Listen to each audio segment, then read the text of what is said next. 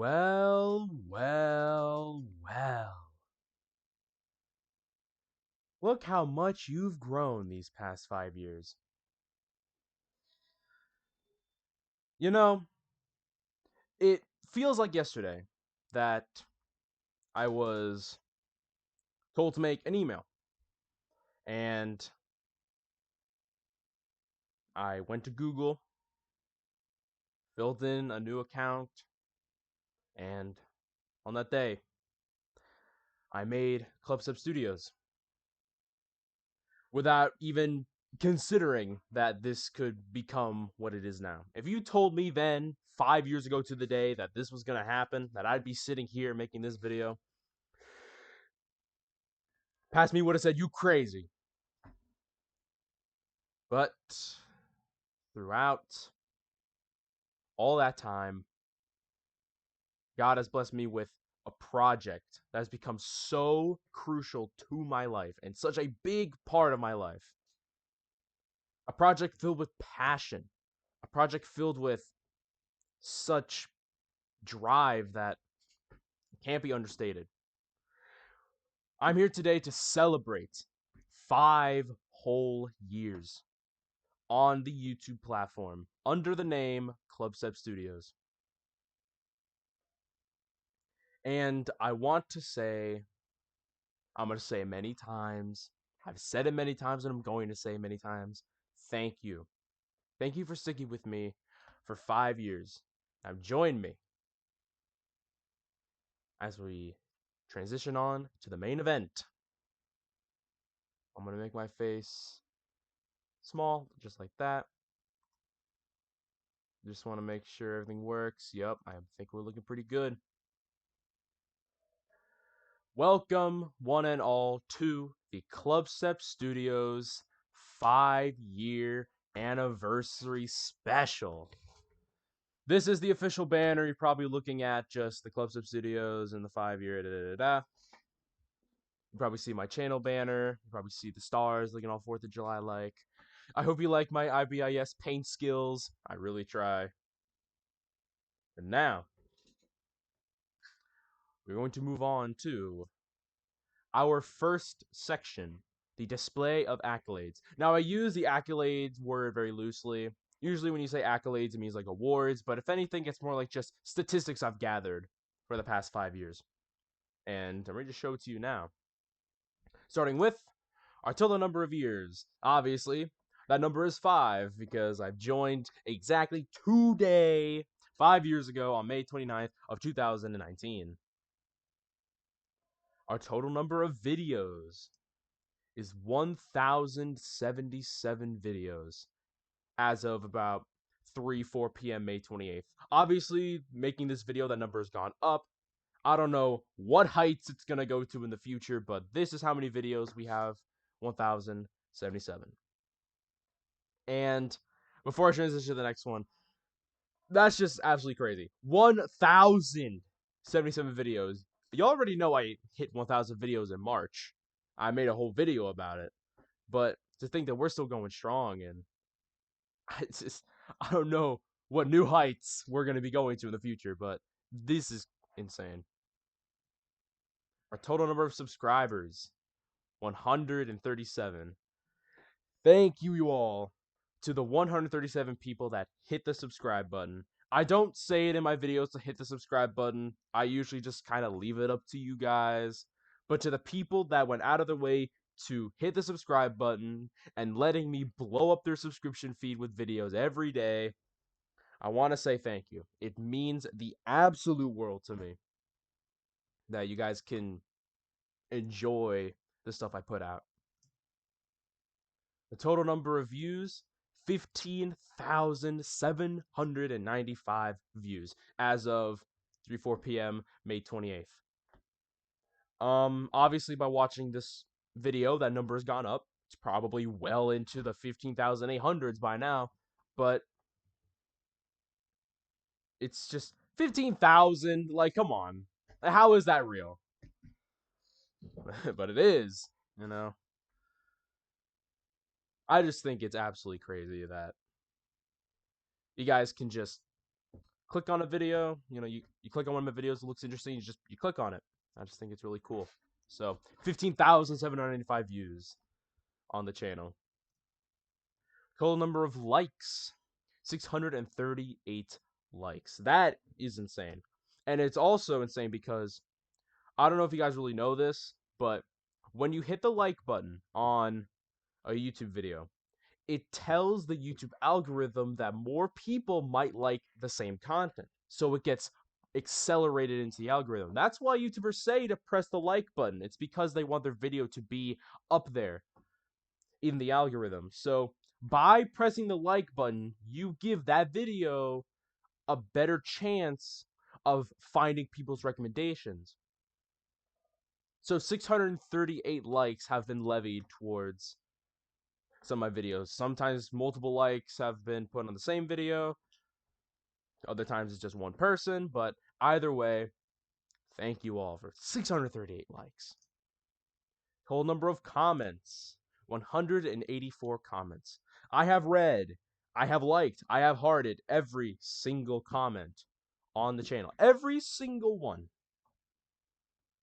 Whether it's someone dropping in for some nice words, whether it's just a game recommendation for like what game do you want me to play, whether it's criticism. You took time out of your day, even if it was just a few seconds, to just write something. To write something under a video. If it's criticism, if it's praise, I just think it's cool to add on to the content, I guess, in that way. Total number of shares, 42 shares. What that means is 42 times a video had the share button pressed and it was sent to a different person directly. So that means that someone liked the video so much that they shared it to another person. Most of the time that's me. I'll be honest, most of the time it's me. But I just think it's so cool that there are people out there that are willing to not only watch my video, but want others to watch it. That's pretty cool. Our total number of watch hours, 646 total watch hours. I think I mentioned this in my 1,000 videos, but that 646 watch hours is about 53 days. That's 2 months, nearly 2 months worth of people sitting down and watching 646 hours worth of my content for 5 years. It floors me every time. Every time I just get floored that much time has been invested into my videos. I just think that's amazing. Total number of games played, 123 games played. All the way from our first installment, all the way down to BioShock 2. We played 123 games on the channel, and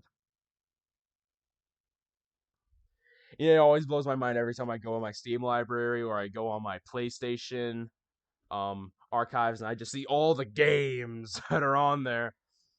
It's crazy, man. Every time.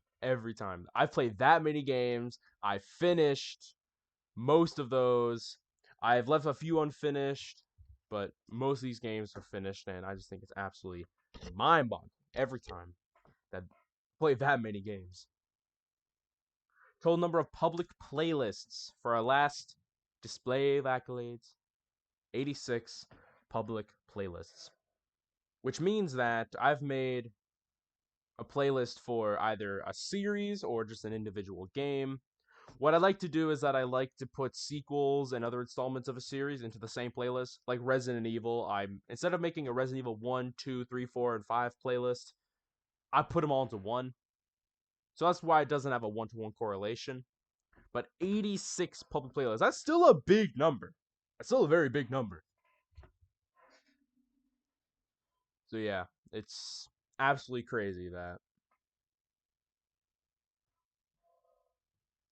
I've had not only the amount of games I play, but also the playlist as well.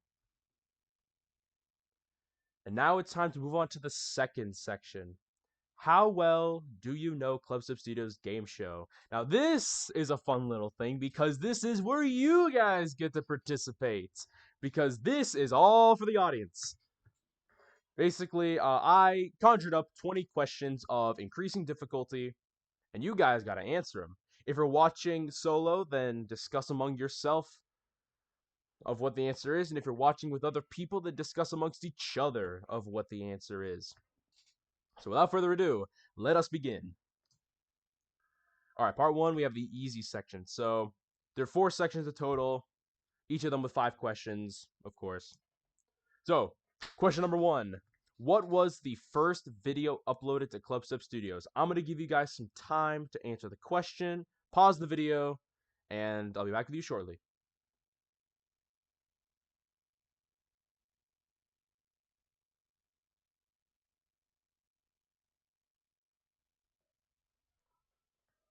Hope we have your answer ready. The answer is Hilton Head Island 2019, thumbs up. I got some footage from vacation. I came home, and the first video I made was this one. It's actually one of my most viewed videos as well, so I think it's pretty cool. All right, a good warm-up question. Let's move on.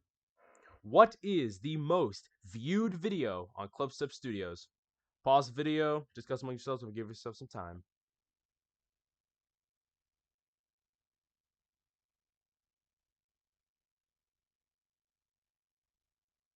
Hope we have your answer ready. The answer is Fighting Fire with Fire, Choo Choo Charles Part 4 Finale. Let's just say, I did not expect this video of all videos to actually get 535 views.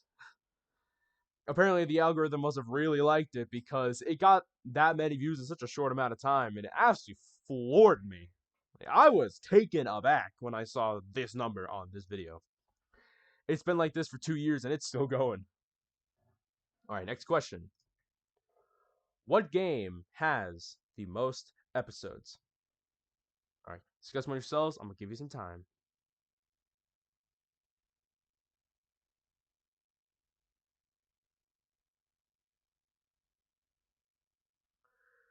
Hope you guys are ready.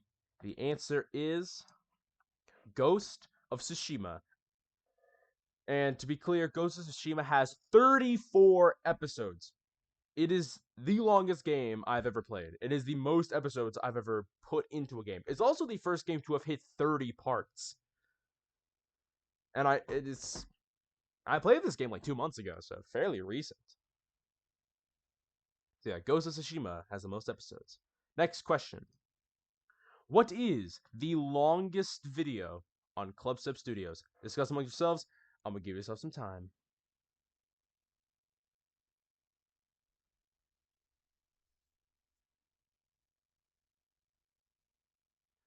Hope you guys are ready. Because the answer is The Death of the Vanderlyn Gang, Red Dead Redemption 2 Part 23 finale, clocking in at a whopping 6 hours and 56 minutes. I didn't actually plan for the video to be that long. It just kind of happened. I had a lot of free time. I wanted to beat the game, and I was determined. Let's just say that. Only one other time have I made a video of 6-hour length, and that was Final Fantasy VII. And it didn't even come close to the 6-hour 56 minutes. So yeah, the longest video, Red Dead 2 finale. Absolutely crazy. When I saw that time, I was like, it can't be that long. All right, enough. Next question. What was the first game played on Clubstep Studios? Discuss among yourselves. I'm gonna give yourself some time.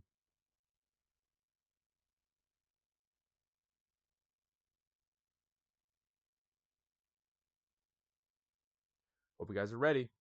The answer is Death Trips. If y'all remember, I was wearing a gray sweater just like this one. I had my hair in a buzz cut. I had wired earbuds instead of a full headset. And yep.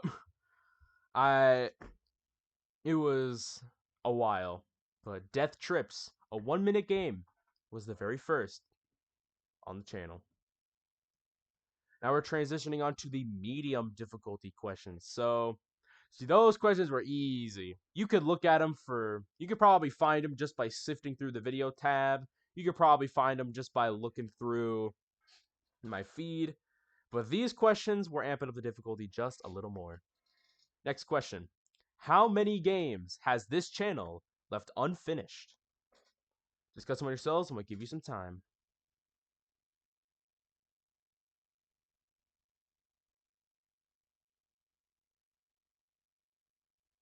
Hope you guys are ready. The answer is 4 games, which, as you can see there, Pogo Stuck, At Dead of Night, Gauntlet of Ire, and Pizzeria Simulator. Gauntlet of Ire and Pogo Stuck are both rage games with incredibly tremendous difficulty. At Dead of Night, I'm actually planning on revisiting that one, so stay tuned. And FNAF Pizzeria Simulator didn't really speak to me, so I just kind of shoved it off to the side. I might go back to it, depends how I really feel. But 4 games this channel has left unfinished. Alright, next question. Which public playlist has the most episodes? Discuss them with yourselves. I'm going to give you some time.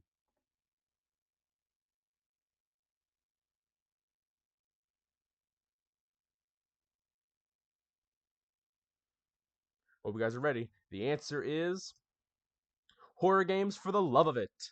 As you can see, it's updated with my most recent gameplay with Bioshock Finale. The playlist has 434 videos. It was actually the very first public playlist on the channel, and I've updated it for the past 5 years that I've played from Death Trips all the way to Bioshock 2. I don't play just horror games. Of course, I play a lot more, but all the horror games that I've played have been compiled into this one playlist. All right, next question. What is the name of the videos that show moments from an assortment of games? Discuss among yourselves. I'm gonna give you some time.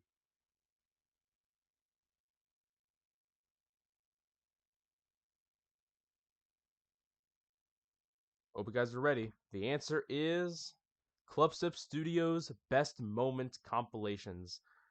These are, and I'm gonna be real, they're my favorite videos to make. Like, these videos are my favorites. I started them in December of 2019, and I've kept them going all the way to the present day. And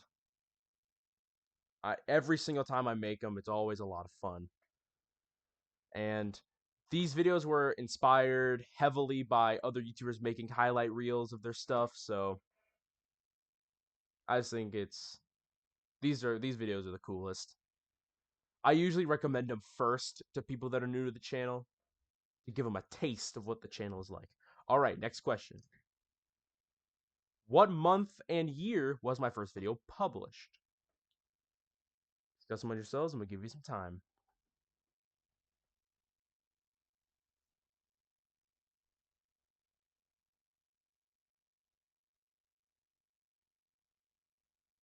Hope you guys are ready. The answer is June of 2019. I'm sure you guys got the year, obviously, but it was the month of June that the Hilton Head Island video was released. There's really nothing else I need to say. Next question.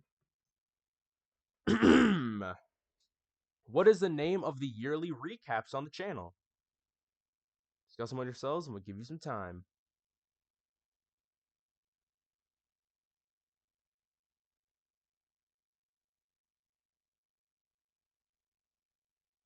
Hope you guys are ready. The answer is Clubstep Studios Channel Rewind. I came up with it on December 31st of 2019. I thought, what if I rewound the channel and gave a recap on all the videos I've made? And then it became a tradition, and it's also one of my favorite videos to make. It probably is second place to the Best Moments compilations, but I only get to make these once a year, and I think that it's really cool. Every single time, December 31st, as the last video of the year, I make a channel rewind to recap the entire year. All right. Part 3, we're moving on to the hard difficulty. You really have to know the channel to know these questions. I'm just gonna say you really have to know the channel to know these questions. They're not impossible. They're not impossible by any means, but you do have to really know the channel to get these questions. Next one. What was the original setup in the 2019 videos? This is from my Death Trips video all the way to the Christmas video I made in 2019. Basically, those videos, what was the original setup? And if you don't get it exactly right, don't beat yourself up. So I'm gonna give you guys some time, discuss them yourselves, and I'll let you be.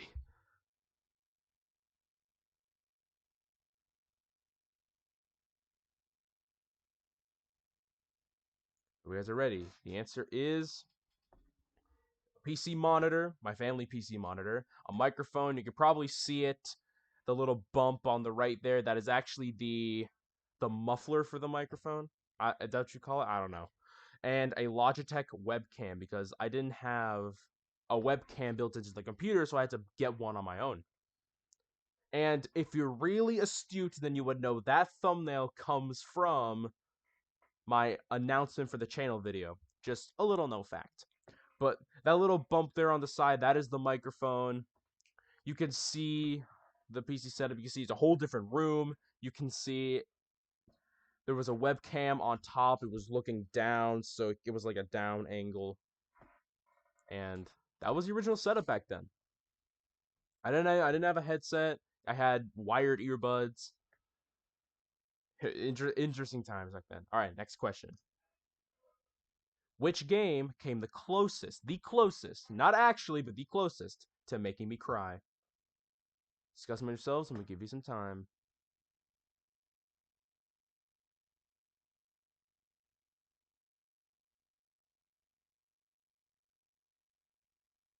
Hope you guys are ready, because the answer is Omori. A game so simple, packs such a punch in its final act, and it nearly drove me to my breaking point. The camera quality was the camera quality that I have is not really that great for the face cam, so it's really hard to see, but my hand was in my face and I was like, "Oh my gosh." And if you haven't played Omori, play it yourself blind. Don't watch other people play it. Play it yourself blind so you can experience the punch like I did. All right, next question. What was the very first open world game I've completed on the channel? Discuss among yourselves and we'll give you some time.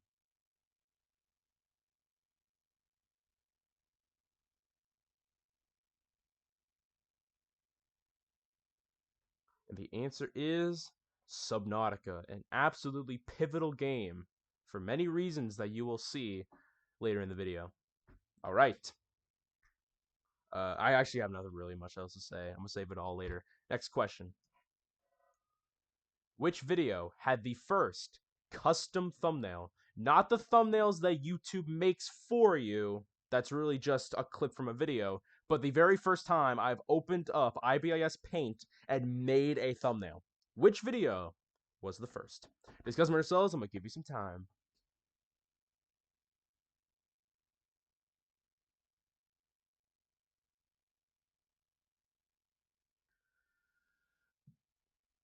Hope you guys are ready, because the answer is Clubstep Studios versus Boxhead, The Evil Within, Chapter 7, The Keeper.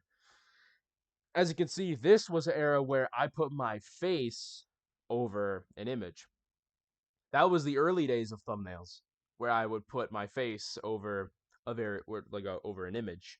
Then that would translate to putting just an image as a thumbnail, and then writing what I do now, the image, and then the installment. So this was the very first time I've ever made a custom thumbnail. You might see videos like earlier than this one that have custom thumbnails, but that's because I went back and changed those to sort of just match them up to what I had already. So like Evil Within, I made custom thumbnails for all of the parts. But I remember mentioning in a channel rewind that this was the first. All right, next question. What is the name of the Christmas event that this channel did in 2020? Discuss among yourselves. I'm going to give you some time.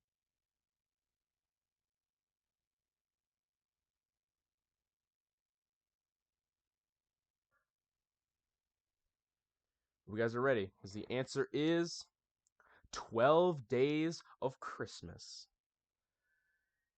If you guys remember 12 Days of Christmas, every single day I made a video, just a short little thing, 1 minute long each, just diving into the spirit of Christmas, wearing my goofy Christmas hat, and just having a good time.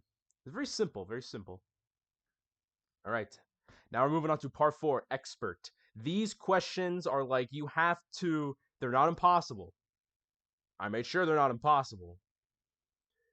But if you guys get these questions, I will actually be very surprised because these are the littlest of littlest known facts. The littlest known facts on the channel.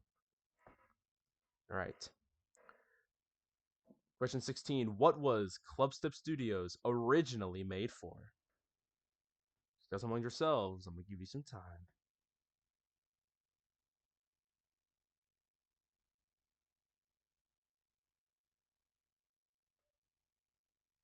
And the answer is family videos or vlogs. So, to explain, my cousin made a vlog series in 2017 about Hawaii trips. I wanted to emulate that. So, my idea for Clubstep Studios was actually to make family videos, just like my cousin did. However, as time went on, I realized that gameplay was more suited for me. All right, next question. What was the name of my second channel? See, I bet you guys didn't know I had a second channel, but I did way back in the day. So what was the name of my second channel? Discuss among yourselves. I'm going to give you some time.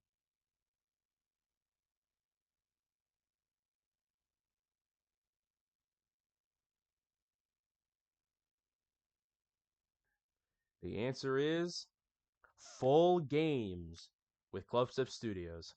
This channel is lost with time. You can't find it anywhere anymore. But I made the channel. It only had one video on it. And it was a full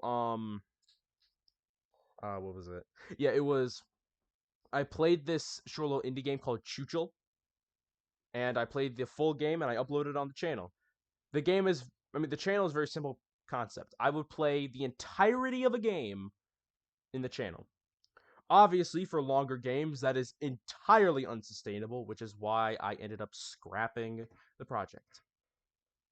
And believe me, it's always been in the back of my mind whether or not to bring it back. But I decided that one channel is enough. Especially when I got to high school and I got busy. And yeah, so next question. Which game had scenes so graphic and explicit I was forced to private 2 of its episodes? Oh yeah, this happened, y'all. Discuss among yourselves. I'm gonna give you some time.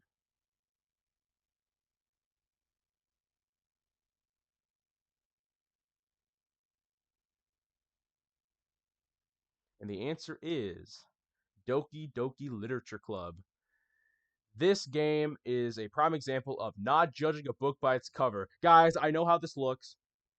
It's a bunch of girls wearing high school outfits, but this game can get pretty brutal if you're not careful. And because of that, I was actually forced to private parts 4 and 5 of the series. Don't judge a book by its cover, y'all. It can look, and this game looks all Sunshine Rebels on the outside, but it's not that way on the inside. Even though I do absolutely adore this game. I'll get into that later. Anyway, next question.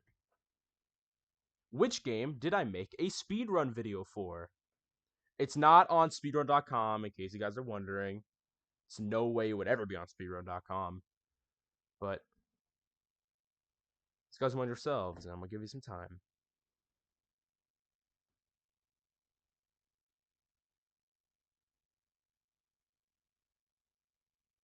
And the answer is Portal.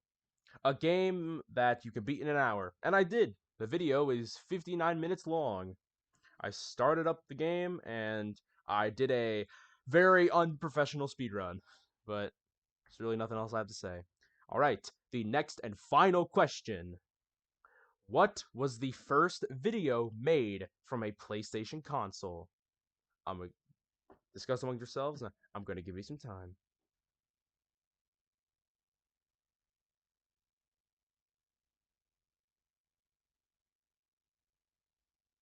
And the answer is the Untitled Goose Game full game. You can see the lack of custom thumbnails. And I made this video December 26th, 2019. I used the live streaming feature on the PlayStation. This was while I was actually allowed to live stream. And I was rewatching the video for this, and oh my gosh, it sounds like I have laryngitis. Seriously, watch the video yourself. My voice, I think I woke up with a cold. I must have, because my voice is like scraggly and weird.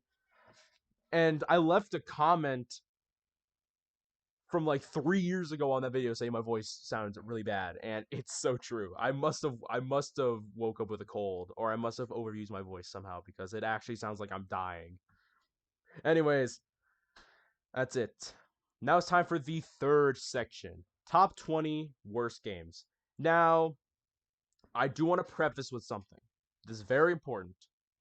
When I say worst, I really don't mean that they're bad games. And I say that because it's actually very rare that I play a truly bad game on the channel. So the top 20 worst games, it's really more like the top 20 weakest games. And each of these games are on the list for a reason. They have a flaw that they have a significant flaw that hinders the game in some way. That's kind of what I mean. Most of these games on the list aren't even bad games. I don't think they're bad games, except for like very few. Like way up on the list, those are the bad games, but I do have criticisms for each of these games, and they are on the top 20 worst for a reason, but just take it with a pinch of salt. They are not truly bad games. They just have very significant flaws that hinder them from me really enjoying them. So let's move on. We're going from 20 to 1. We're starting from the best of the worst, going to the worst of the worst, starting with number 20, Dark Souls 2. Dark Souls 2 is the pinnacle of the best of the worst. And I say that because while the game has some really good world building and storytelling, its gameplay is where it falls short. It has gameplay flaws that are so small, but yet impact the game in so many ways. It has enemy spam, tremendously terrible runbacks. It has copy paste bosses. It has no invincibility for cutscenes, and I'm not cutscenes, animations. So if you're going in an animation of going into a fog wall, or an animation of opening a door, a chest, or pulling a lever, you don't get immunity. So the game doesn't allow you to. Normally in Souls games, you would have like you can't get hurt by anything if you're doing like if your player's stuck in an animation, but in this game you can. Overall, the game is solid, really, it is, but it's hindered by such simple problems, and that's why it's ranked as the best of the worst. Next one, number 19, Shadow of the Colossus Remake. I know this is a hot take. Believe me, I know. But so many people love this game, but I really don't get it. The the controls are just weird. Like, don't get me wrong, the world and the colossi, they look beautiful. I mean, it's made by Blue Point Games. Blue Point Games made the Demon Souls remake, and they know how to make a game look really good. But my problem was the map is so limited and doesn't like show you where to go. It hardly works as a map. Controlling the horse, controlling while you're on horseback is actually nightmarish because the horse makes such wide turns, and you have to constantly keep kicking it to get it to move, and it's like really the game was like annoying to play at times, but it was so pretty though. Like it was such a pretty game, and doing the colossi fights were really cool. Like they were super cool. save for a few of them that had like the stupidest solutions to fighting them. But most of the bosses were just really cool, and the ending was solid. But overall, just the game was hindered by its gameplay. Just like Dark Souls 2, the game was just hindered by gameplay. Next one, number 18, Oxenfree. Thank the Lord, the sequel didn't actually have the same issue, but the original game had very stereotyped archetype characters. And I mentioned this before in like a channel rewind, but overall,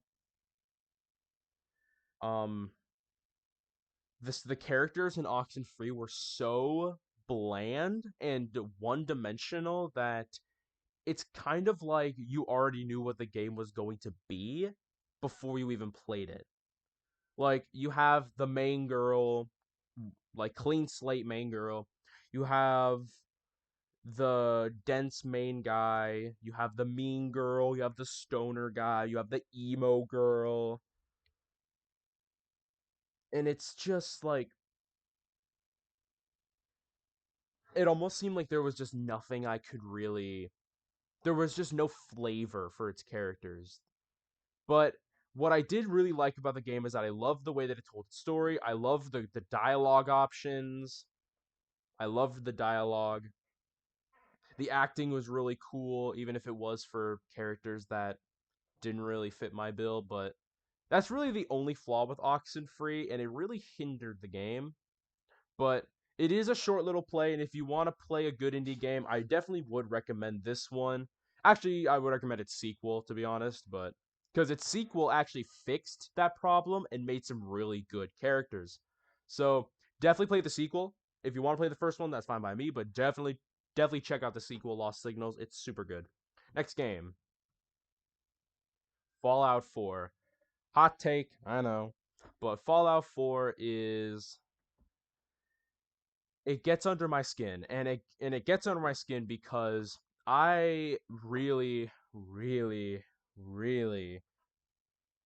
get super mad whenever I have to save every 2 seconds just to get progress. Fallout 4, this happened all the time. Apparently, a commenter told me I had very weak weapons.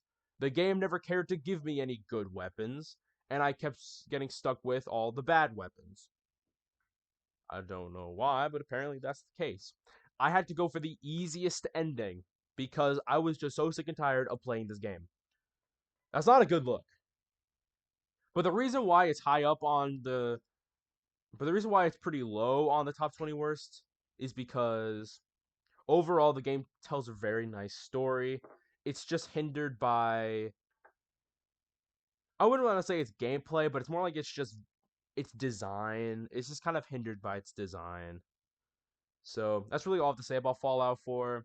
If you like a good shooter, if you like open world shooters like Fallout 4, sure, try it out. Fine by me. But it's it didn't click with me. All right, next game.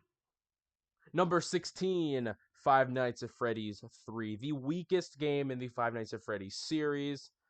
And that's mainly because Springtrap himself, the main character, is really broken at times. Not only is the game stupid unfair with its audio cues, but also oh geez, I'm moving my mouse. I didn't mean to do that. Not only is the game stupid unfair with its audio cues, but tracking Springtrap is an actual nightmare. I've beaten the game on aggressive nightmare mode before. I didn't do it on camera, but I did it off camera on my iPad. And it is hell trying to maintain Springtrap and all the phantoms. And of course, that's just like a standard FNAF game. But what makes FNAF 3 so weak is that Springtrap's jump scares are barely even jump scares. His audio cues are so hard to discern, and if he gets into a vent and you don't block him off, you instantly die, which I find really annoying. So you can have a really good night that can change in a matter of seconds. So the gameplay mechanics of FNAF 3 just kind of get under my skin, but overall, it does tell a good story if you care enough to learn about the FNAF story. But it is the weakest game in the series. There are definitely a lot of great Five Nights at Freddy's games out there, but this one is definitely the weakest. So, Next game, number 15, Doom 1993. For all you old people out there, this game is super nostalgic, and I'm sorry to be dunking on your childhood, but this game's ending was underwhelming and anticlimactic. If you watch my last video on 90s Doom, it actually takes 3 minutes because I got so much ammo. I got so much stuff. I got all this BFG ammo. I got all this flamethrower, machine gun, whatever, what have you. I got all that stuff. I hit him with the BFG 2 times and he dies. 2 times and he dies. And it's like, what did I do all that for? So yeah, it's a good game. I actually, well, good is stretching it. It's a fairly alright game. It's old, so of course its hardware is limited because it's an old game. But like it's a game that you can play on your calculator, for goodness sakes. I mean, it is an old game with severe hardware limitation for its time, and that's not why I think it's bad. It kind of got on me just because the ending was just so anticlimactic that it kind of left a bad taste in my mouth. All right, next game, number 14, Little Nightmares 2. Little Nightmares 2 is a very solid game. I didn't like its ending. I thought it was really not that good. And I also didn't like how the puzzles were so impossible to solve without you looking it up. Which that gets under my skin too, is games with really impossible puzzles that literally force you to look it up. Because when I look up how to solve a puzzle, I want to say, oh, that's how you do it, instead of how the frick was I supposed to solve it. That's kind of why Little Nightmares 2 is where it is, but overall, it is a solid game. I would recommend it if you are an indie horror fan and you like puzzles, if you really like challenge yourself with said puzzles. Maybe you're better at the puzzles than I am, I don't know. But next game, number 13, the Resident Evil 3 remake. It looks gorgeous. It looks gorgeous, it plays gorgeous. Why is it here? Why is it in the top 20? The game is too short. And I'm sure you're probably thinking, well, doesn't that mean it's good? Doesn't that mean you want more? That's not what I mean. It's too short, therefore it feels rushed. Every encounter with Nemesis, the big tyrant man, feels almost like cheesed. There's always a way that you can just cheese the guy. I mean, you get ammo everywhere, so the game hardly feels like a challenge. And I'm playing it on normal mode, where there should be a moderate challenge. That's how I like my Resident Evil games. But yet, I just didn't get it with Resident Evil 3. I beat the game in 4 parts, about 4 hours, and I paid $60 for a game that I beat in 4 hours. That's another reason why the game is right here, because let's be real, that price is way too dang high. I'm just saying. But I digress. The game itself is really good. If you're a Resident Evil fan, definitely check it out. Or actually, borrow it from a friend who has the game, because don't pay it for yourself. I can't say that. I'll shut up. Check out the game if you are a Resident Evil fan, because it is solid. It's a solid game. It looks good. It plays well. I love the dodging feature where you do the dodge roll away from Nemesis. I think that's really cool. But it's just that its story and its design really hinder it. Like really hinder it from me really liking it. So that's why it's here. Number 12, The Elder Scrolls Arena. I have a few issues with this game. It's a really old game. It came out in 95. It's really old for the PC. And um remember when I said in Fallout 4 that a game gets really under my skin when I have to save every 2 seconds? Well, this game takes it to a whole nother degree because every time I even take a step, I have to save my game to make sure that my entire save file doesn't just die. Which I think, I mean, sure, okay. It's an old game. It has some hardware limitations. It forces you to save manually every single time. I understand. It's an old game. But I really hate it whenever I have to save every 2 seconds to do anything. Now, what I do like about the game is that progression is fairly stable. It's not impossible to progress in the game, unlike Elder Scrolls 2, Daggerfall. Um, yeah, progression in Elder Scrolls 2 Daggerfall, it had all the same issues as the first game where it had to save every 2 seconds, but progression was so much harder in this game than in Arena. Like, I was able to escape and get to an inn in the first game. I wasn't able to escape the tutorial dungeon because I kept dying to everything. And combat in Elder Scrolls is stupid hard because I have to flick my mouse in a certain direction to swing a sword, and most of the time it would just whiff and just miss him entirely. And yeah, that's kind of where my issues came from for Elder Scrolls 2. I'm sure it's good for PC gamers way back in the 90s, but it's just not for me, man. Number 10, Resident Evil 6. Resident Evil 6 has the issue of not being a true Resident Evil game. Yes, it is a mainline Resident Evil game. The problem is it loses track of what makes it Resident Evil. Resident Evil is an action horror game. Resident Evil 6 is an action game. There is no horror. It's just action. That's not what Resident Evil is about. So the game feels weak. It doesn't feel right. It feels like an imposter, kind of, in the series. And that's why I think it is the weakest in all the Resident Evil games. Like, I used to think that Resident Evil 3 was the weakest, but then when I played Resident Evil 6 and I really thought about it, I realized that this game is the weakest. And it's because its story was wacky and its gameplay was, well, sometimes it would just bug out entirely, but it was really just its design. I didn't like that it lost its touch of horror. All the other Resident Evil games have that touch of horror. Even Resident Evil 5 at times had that touch of horror. But Resident Evil 6 didn't have that. But I will say I did like the co-op.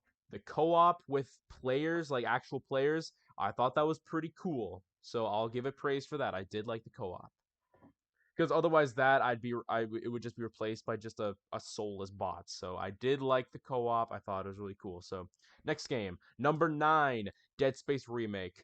Before I get absolutely toasted in the comments, let me explain. If you watch my Dead Space Remake series, then you will understand the absolutely horrendous conditions I played the game in. I bought the game on launch. Like, the moment it released, I bought the game because I was excited for it. I was pumped for the Dead Space Remake.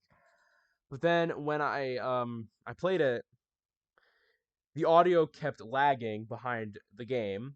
The game kept buffering all the time. Sometimes it would crash outright, and this happened all throughout the game. Keep in mind, Dead Space is a 12-hour game. Imagine having to put up with lag and no audio and hardly anything for, like, oh my gosh, 12 hours. It's nuts. And what's really funny was that this game got nominated for best audio, like best game with audio for the 2023 Game Awards. And I'm like, man, I wish I could enjoy that audio, but too bad I didn't because the audio wouldn't work. No matter what I did, it wouldn't work. I did manage to beat the game, but painstakingly had to just will myself to just make an episode of playing Dead Space Remake. So, yeah, I mean, I'm sure it's a good game if I played it on. Maybe it's my own hardware limitation. Like, maybe it's not the game's fault. Maybe it's just my own hardware. It's a possibility. I'm not ruling that out. It could be my own hardware limitation, but I'm sorry. I played the game in horrendous conditions, and my first impression is it's not a good one. Next game, Subnautica Below Zero. Subnautica Below Zero has the curse of just not filling the shoes of the first game. Subnautica is a masterpiece. Subnautica is truly a masterpiece with an amazing world with horrifying wildlife trying to get at you. Below Zero doesn't really encapsulate that. It really tries to lean way too much into the horror side. Like every single enemy in Below Zero is aggressive, which is I think it's just like okay, well not every single, but almost every single enemy in Subnautica Below Zero is aggressive, and that's just like why? Like I can't even leave my base without getting attacked by a freaking giant anglerfish. Like what I loved about Subnautica was sure it had its aggressive enemies that were scary, below's but it also had that beautiful moments of rest and respite in like the main areas, like like the sandy place where you spawn, the creep vines, the red like the place where like the red grass, all those with those peaceful areas and the peaceful enemies, like not enemies, and the peaceful wildlife. It's like I thought it was really cool. But below Zero, you're kind of safe nowhere. Like except for like the first area. I think the first area is like just about the only safe area because like you're just everyone is just aggressive. And they're not even like scary either. They're just kind of annoying. The only time this Knock Below Zero was actually scary was when I was on land, and you could probably see the top of the game image there. Those giant ice worms, those were scary. That's probably the only time Knock Below Zero was scary. But another thing of why I didn't like it was because its world was so small. Subnautica prided itself in this giant open underwater world. But below Zero, its world is so small. Or at least it feels small because you only need to visit like 4 or 5 places and you can beat the game. That's really about it. You don't even need to make half the stuff in Below Zero to actually beat the game. All you need to do is find the 3 pieces that make up the alien, and then you win. In Subnautica, you have to go through like this 15, 20 step process just to be able to win, but Below Zero, no, you just find the 3 pieces, return to the first area, and you win. It kind like when I played Below Zero, it kind of just felt empty. Like it felt like I was missing something, which is why I think it's low. But I will praise it for its new mechanic of ice. Like you go above ground and like you can't stay there for long because of like the frigid environment. I thought it was pretty cool. That mechanic was nice. The game looks really splendid. Don't get me wrong. It looks really good, but it's hindered by progression that just doesn't feel like you really accomplished anything. So that's really all I have for Subnautica Blue Zero. Next game, number 7, Pogo Stuck. Oh yes, a game that I didn't finish.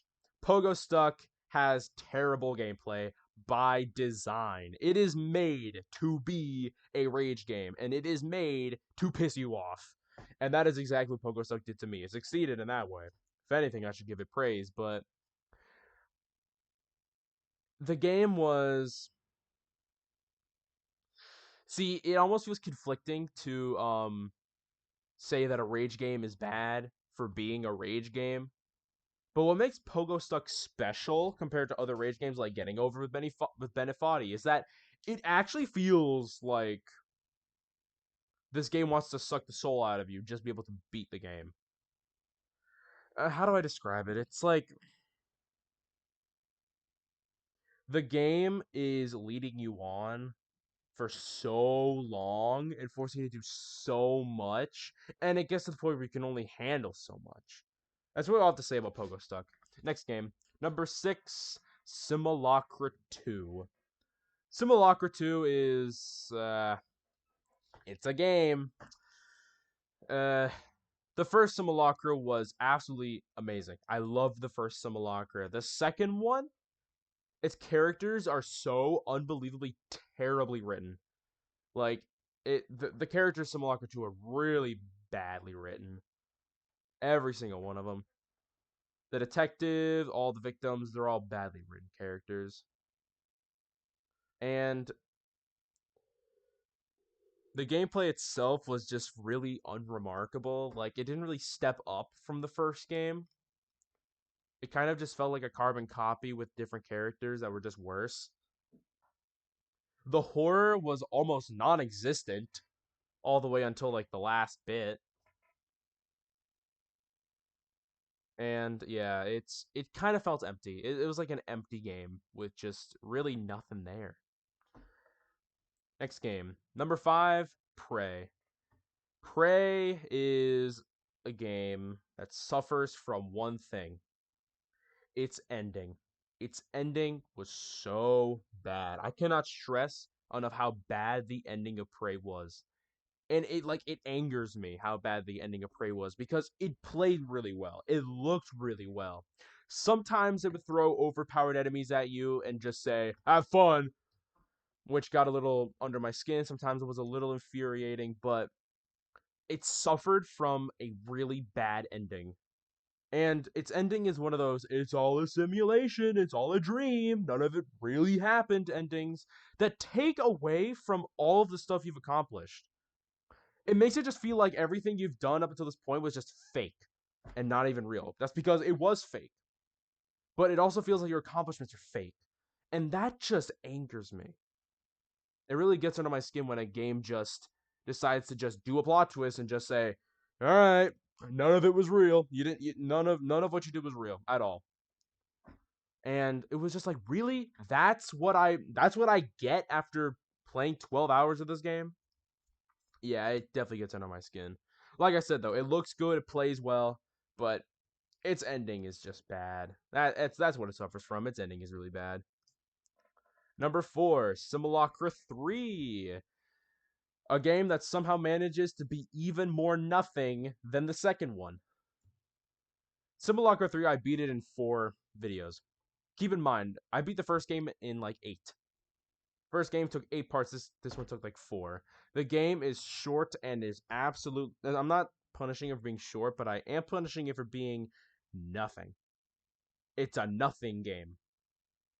There's just no material that really stands out. It's unremarkable. It's not memorable, and I hardly even remember the game. Like, that's just, it's a forgettable game. Like, you play it once, you put it down, you just never play it again. And it's just like, all right, I spent 4 hours of my life playing this game. The horror is non-existent, not even like literally non-existent, and I think I just played it as like a placeholder for a different game. I think, yeah, it's overall pretty forgettable. Number 3, Gauntlet of Ire. Gauntlet of Ire hates its players, and it lets you know that it hates its players. The gameplay is absolutely atrocious, and the punishment for death is so severe that I was not able to finish this game. This game has 30 levels. I only managed to get past 2. Yeah, that's how gruesome the game is. But Gauntlet of Ire is truly a challenge for people that like rage games. I really should have just done a one-off and called it a day. That's really what I should have done, but yeah, I decided to try it out because I thought it looked fun. I knew it was a rage game from the get-go, but I thought, change of pace. Yeah, no, it was not a good change of pace. It ended up being a really bad game. And it was the only game that I actually removed from my Steam. Like, I don't even have it on my Steam anymore. I literally removed it because I couldn't stand playing it. Number 2, Dead Space 3. Dead Space 3 is the absolute weakest Dead Space game. Like, absolutely the weakest Dead Space game. While Dead Space Remake was faulted by a hardware limitation, Dead Space 3 is just flawed to its core. Its story is abysmal. Its characters are shallow and flat. Isaac, the main character of Dead Space, all the way from 1 through 3, but in Dead Space 3 especially, Isaac is just so annoying to deal with. Like, I don't like his character in Dead Space 3. And of course, because Dead Space 3 is made by EA, and because EA does this all the time, powerful guns and ammunition are locked behind paywalls. It's taboo to do this, but EA does it all the time, and they did it with Dead Space 3. They made microtransactions and force you to use real life money to buy powerful guns to progress in the story game. It's possible without doing it, definitely, because I've done it, but I just think that is so unbelievably scummy to give players an edge just by paying a few dollars. It never fails to get under my skin to have powerful, like actual game-changing stuff locked behind paywalls. If you're going to make microtransactions, do it for cosmetics. I don't mind changing Isaac's look and having that cost money. That's fine. But locking powerful weapons behind paywalls is just, for me, that's taboo. You don't do that. Which is why Dead Space 3 is up so high. And the crafting is absolutely abysmal in the game. If I do have to praise it for one thing, I will praise it for its ending. It was not a bad ending, but that's really about it. And number one, the absolute worst game that I have ever played in my life, Outlast 2. Surprise to no one. I'm sure a lot of you guys already know about this. I've talked about it in length, but Outlast 2 is absolutely abysmal, atrocious. Its story sucks. Its gameplay sucks. Its design sucks. Virtually everything about it, I can't find anything good to say. I literally cannot find anything good to say about Outlast 2. I guess I could say that it looks decent. Sure. But that's really all it has going for it. Not only is like the game nothing, it is something. It's not like Simulacra 3 where it's just nothing. The game is something, and that something is terrible. Its story is so unclear and it just misdirects you all over the place. It has by far the most horrendous themes and messages I have ever seen in a game. And the way that the game is just chase sequence after chase sequence after chase sequence after chase sequence again and again and again and again. It feels like you just can't catch a break. And it gets to the point where the horror is just worn off and it's just like, okay, when can I progress? When can I actually get to where I'm supposed to be instead of being thrown around in another freaking past memory or getting thrown around into another random encounter?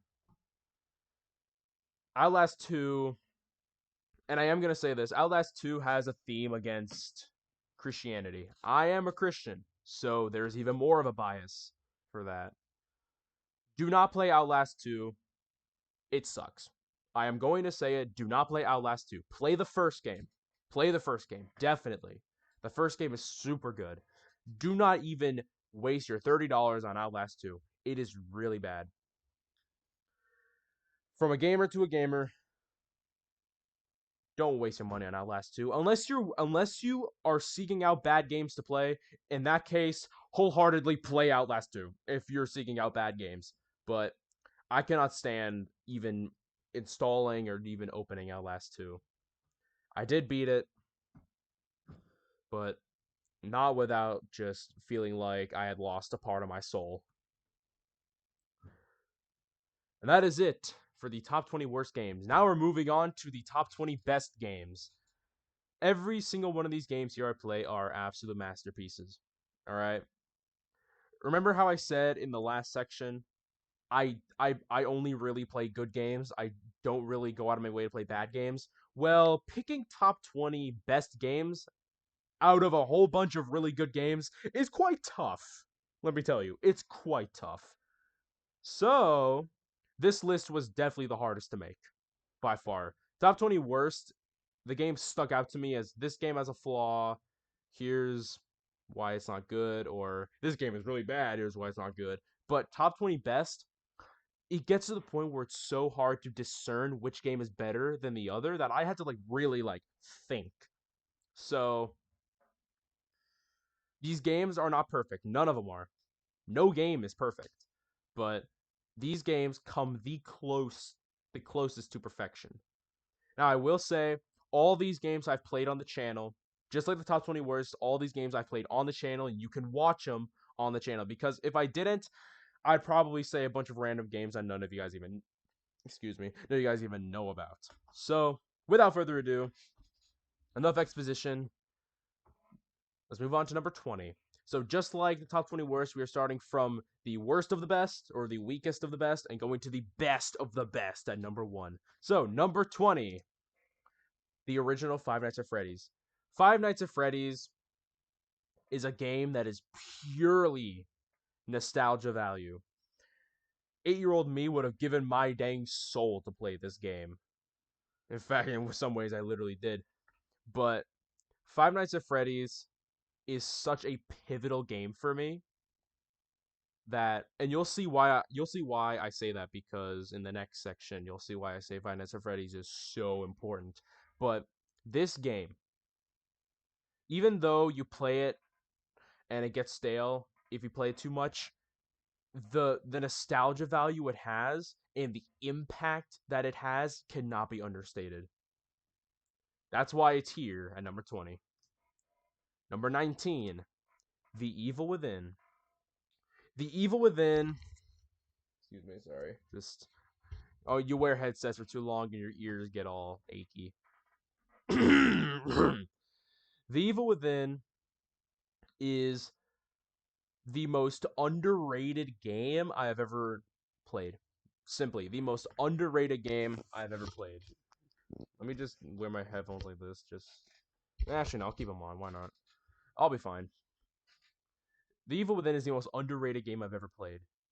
So many critics absolutely dunk on it for having, and admittedly, it does have some gameplay issues. It doesn't have the greatest gameplay, but its story and its world building and its horror is absolutely, it's well done. It's well done all the way. And it's so well done, it's actually the game I play the most on Steam. I have over 100 hours in this game playing every single difficulty that it has. I don't do that for a lot of games, but The Evil Within kept wanting me to come back for more. And not only is this game stupid good, but also it is the only game that has ever gotten its own Best Moments compilation. Best Moments compilation 5 is literally titled The Evil Within Edition. Isn't that, like, that's crazy, dude. Like, this game is important. Very important. And it deserves to be in the top 20 best. Even though the main character's acting isn't like even though the main character's acting isn't really all that great, even though it does have some gameplay issues, I do adore The Evil Within, and I think that more people should play it. Number 18, Resident Evil 4 Remake. The RE4 remake is absolutely spectacular. I've played this and I've played the original RE4 on my VR headset when it got released. So believe me, I do know the Resident Evil 4 original and the remake. Resident Evil 4 original is such a cult classic that so many gamers absolutely adore it, but I've never played that on the channel, so it's not here. But its remake, I am sure its remake did it justice, because I had so much fun playing Resident Evil 4 remake. Like, so much fun. You guys had no idea. I was excited to make an episode of Resident Evil 4 every day. I was excited for it. And overall, it was such a fun game. There's hardly anything I can say that's wrong about it. Hardly anything. It's just so good. I'm gonna keep in mind, I played 123 games. These top 20 games are just like, these are truly the best of the best. And yeah, overall, I loved its story. I loved the dynamic between Leon and Ashley. I thought that was super cool. I loved there was truly some horror in it that really sells it as a Resident Evil game. The enemies and the bosses were just super cool. Leon himself is super cool. Everything about it is super cool. Yeah, definitely play Resident Evil 4 Remake. Definitely. I couldn't recommend it more. Oh heck, I moved my mouse again. All right, so the next game Number 17, Shovel Knight. Shovel Knight is a timeless classic. Shovel Knight's music is absolutely amazing, and I listen to it. I listen to Shovel Knight music a lot because I love the chiptune rhythm. I love the way it just. It's always a bop listening to Shovel Knight music. That's one thing, but also the main Shovel Knight campaign, Shovel of Hope. I recommend that. I recommend that campaign because it is the main game, but it's also super good. I love how you can choose which knight to fight, like Mega Man. I think it's truly a game that's worth your time. It's fun gameplay, it has fun bosses, it's a worthy challenge, and it all around it's a great game. And it's certainly a timeless classic. Number 16, God of War Ragnarok. God of War Ragnarok is a game that has a story almost in a league of its own. Simply the truth. God of War Ragnarok has a story that's just in a league of its own. But I really had to discern where to put it on this list, and the only reason why I put it here instead of higher is because the ending was a little odd. That's really all I have to say against it. But other than that, when God of War Ragnarok shines, it really shines. The combat and the combat feels so fluid. The characters are so well done, every single one of them. And I absolutely adored every day that I got to play this game. I could not recommend it more. Kratos and Atreus have one of the greatest bonds in video game history, and it's really hard to really see a character dynamic like that, which is why I think God of War Ragnarok is truly fantastic. Number 15, Doom Eternal. Doom Eternal is the greatest Doom game ever. While I have a problem with the 90s Doom because of its ending, Doom Eternal capitalized off of its successes and more. It went above and beyond. I love how the Doom guy, the Doom Slayer, as he's called in this game, flies around killing enemies with a knife blade, killing these seemingly impossible foes with almost just such grace and ease. My man is like a one-man tank, and you feel cool while playing the game. You feel like you could take on the world when you play Doom Eternal, and that's not something that a lot of games can really make you feel like. And that is why I absolutely just adore Doom Eternal. I went back and I got all the collectibles. I was so invested into it. It's really a fun game, and it only gets better on the harder difficulties. Like normally you kind of avoid harder difficulties in games just because you kind of don't want to strain yourself, but Doom Eternal's harder difficulties are so much fun that I definitely recommend playing them on harder difficulty. Number 14, Marvel's Spider-Man. The classic Marvel Spider-Man. I absolutely adore this game. In fact, I adored it so much, I got a PlayStation 4 to play the game way back in 2018, way before Clubstep Studios, when I first played the game. I love the game so much, I went back and I played it on the hardest difficulty, just for some good old fun. I love the game so much that I played it on the channel, and apparently you guys loved it because it got the most amount of views. Almost every episode racked up about 200 views per video. No other game has done that. No other game has done that other than Marvel Spider-Man. And this game is such classic, and I always love whenever I pop this game open and I I fight people. The combat in Spider-Man is absolutely amazing. Like it's unparalleled. The combat is truly where it stands. And swinging around the city is cool. I love just doing these air tricks and just swinging around the city. That's how a lot of people enjoy the game, and I think that is a very, very good way of enjoying the game. It's just swinging around the city and beating up bad guys. It's truly a Spider-Man game. Like it feels like you're Spider-Man, and that's what makes it super cool. Number 13, Doki Doki Literature Club, specifically the plus version of the game.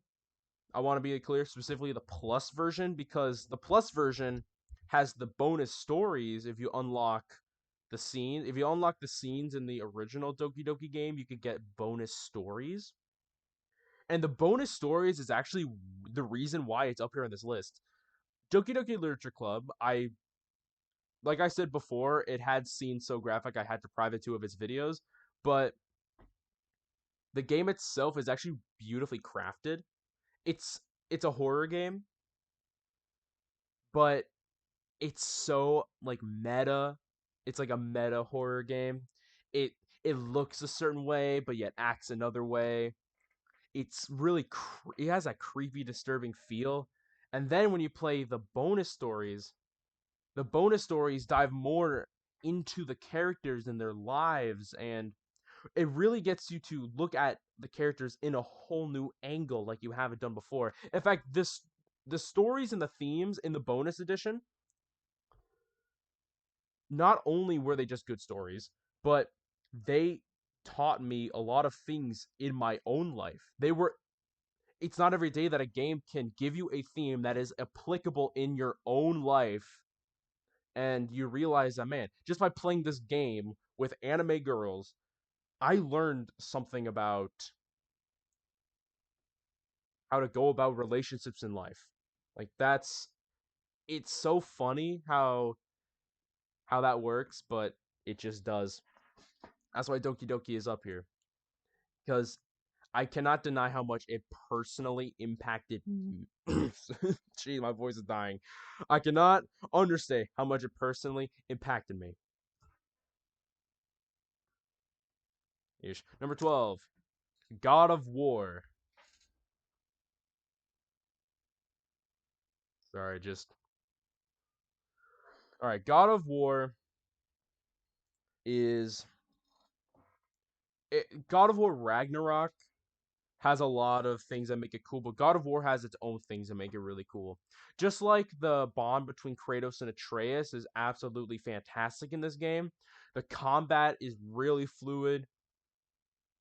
I mean, just like God of War Ragnarok, but what makes this game significantly better from God of War Ragnarok is its story. Its story is masterfully crafted. I love just about everything about God of War. There's hardly anything wrong to say about it. Balder is such a cool enemy because he shows up and he's just like a strange man, and then you learn more about him, you learn about his backstory, and then eventually he has more nuance. I think that's really cool. I first played it when my cousin lent it to me, and it's so much fun. When I picked it up, I could not put it down. And when a game can do that, that's how you know it's good. All right. Number 11, Ghost of Tsushima. Ghost of Tsushima is a work of art. In fact, it's such a work of art, I actually did every single mission, side mission, and I even did the bonus island, Iki Island. There is a reason why I spent the most episodes on Ghost of Tsushima, and it's because the game is so good, I literally wanted to just keep playing it forever. I wanted to just keep playing it forever. I wanted it to just never end. That's how fun the game is. And I totally recommend it to all of you guys. I love the story. I love the customization. I love the types of builds you can have. I love I love like the way you can do your skill trees. The combat is amazing, and its story. Guys, its story. It weaves you through a story of emotion and action and thrills. Almost unlike any other game I've played. Definitely play Ghost of Tsushima if you have the time.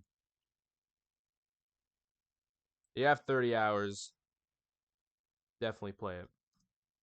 Number 10, Marvel Spider-Man 2, the bigger and better sequel to Marvel Spider-Man, Spider-Man 2, where two Spider-Men are better than one.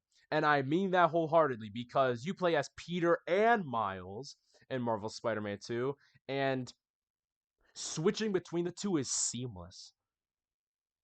Switching between the electric shock of Miles's combat versus the way Peter fights with the symbiote, it's really cool. And it's just a treat every time that I was able to pop open the game and basically just spend a whole hour playing it, man. And not only was this game really good, but also Marvel Spider-Man 1, but both those games, I 100%ed them.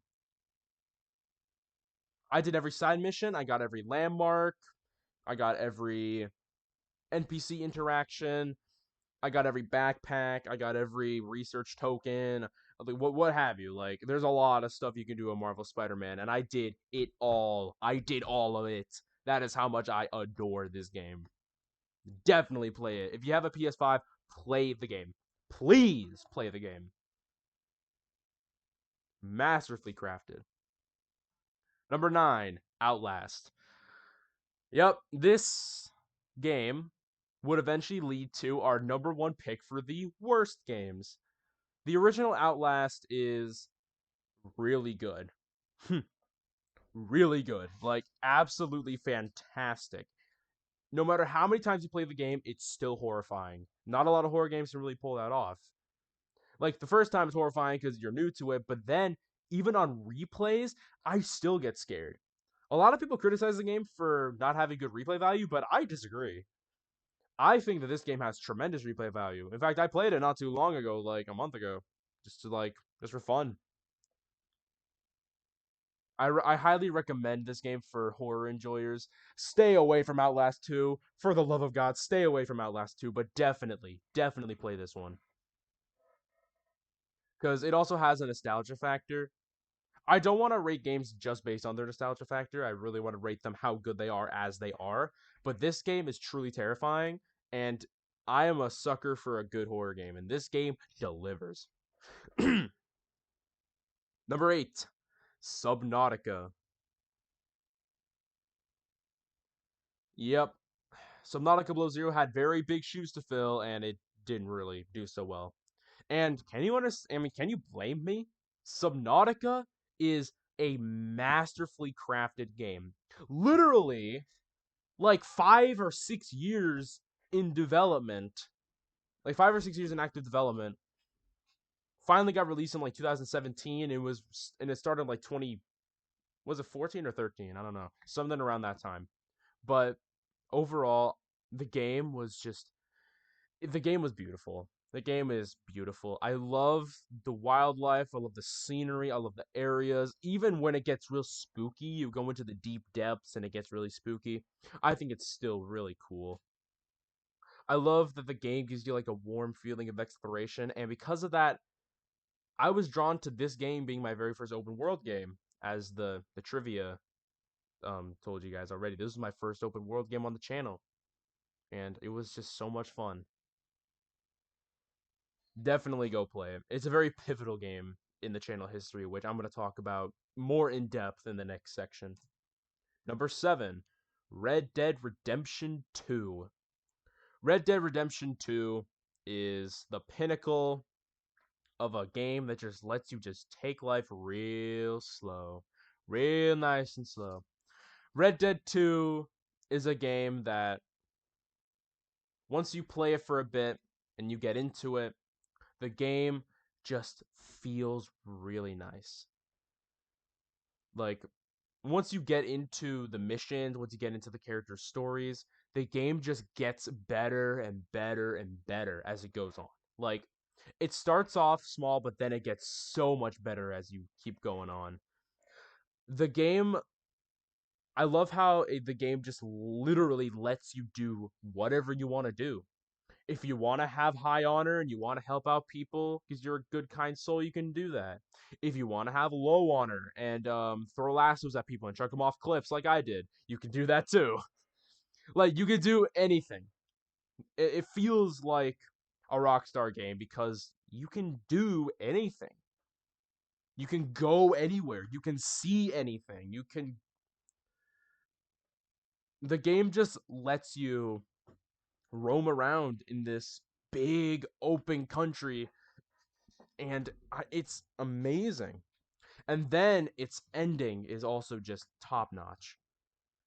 I love how it progresses from a gang that's like they're all together, they all have camaraderie, and then they fall apart when tragedy strikes again and again and again.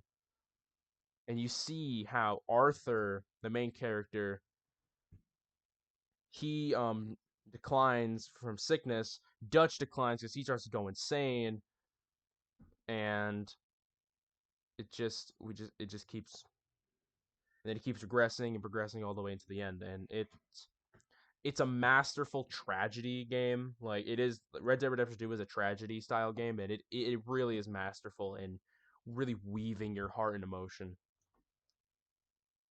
My cousin told me it was the only game that's ever made him cry, and I can definitely see why.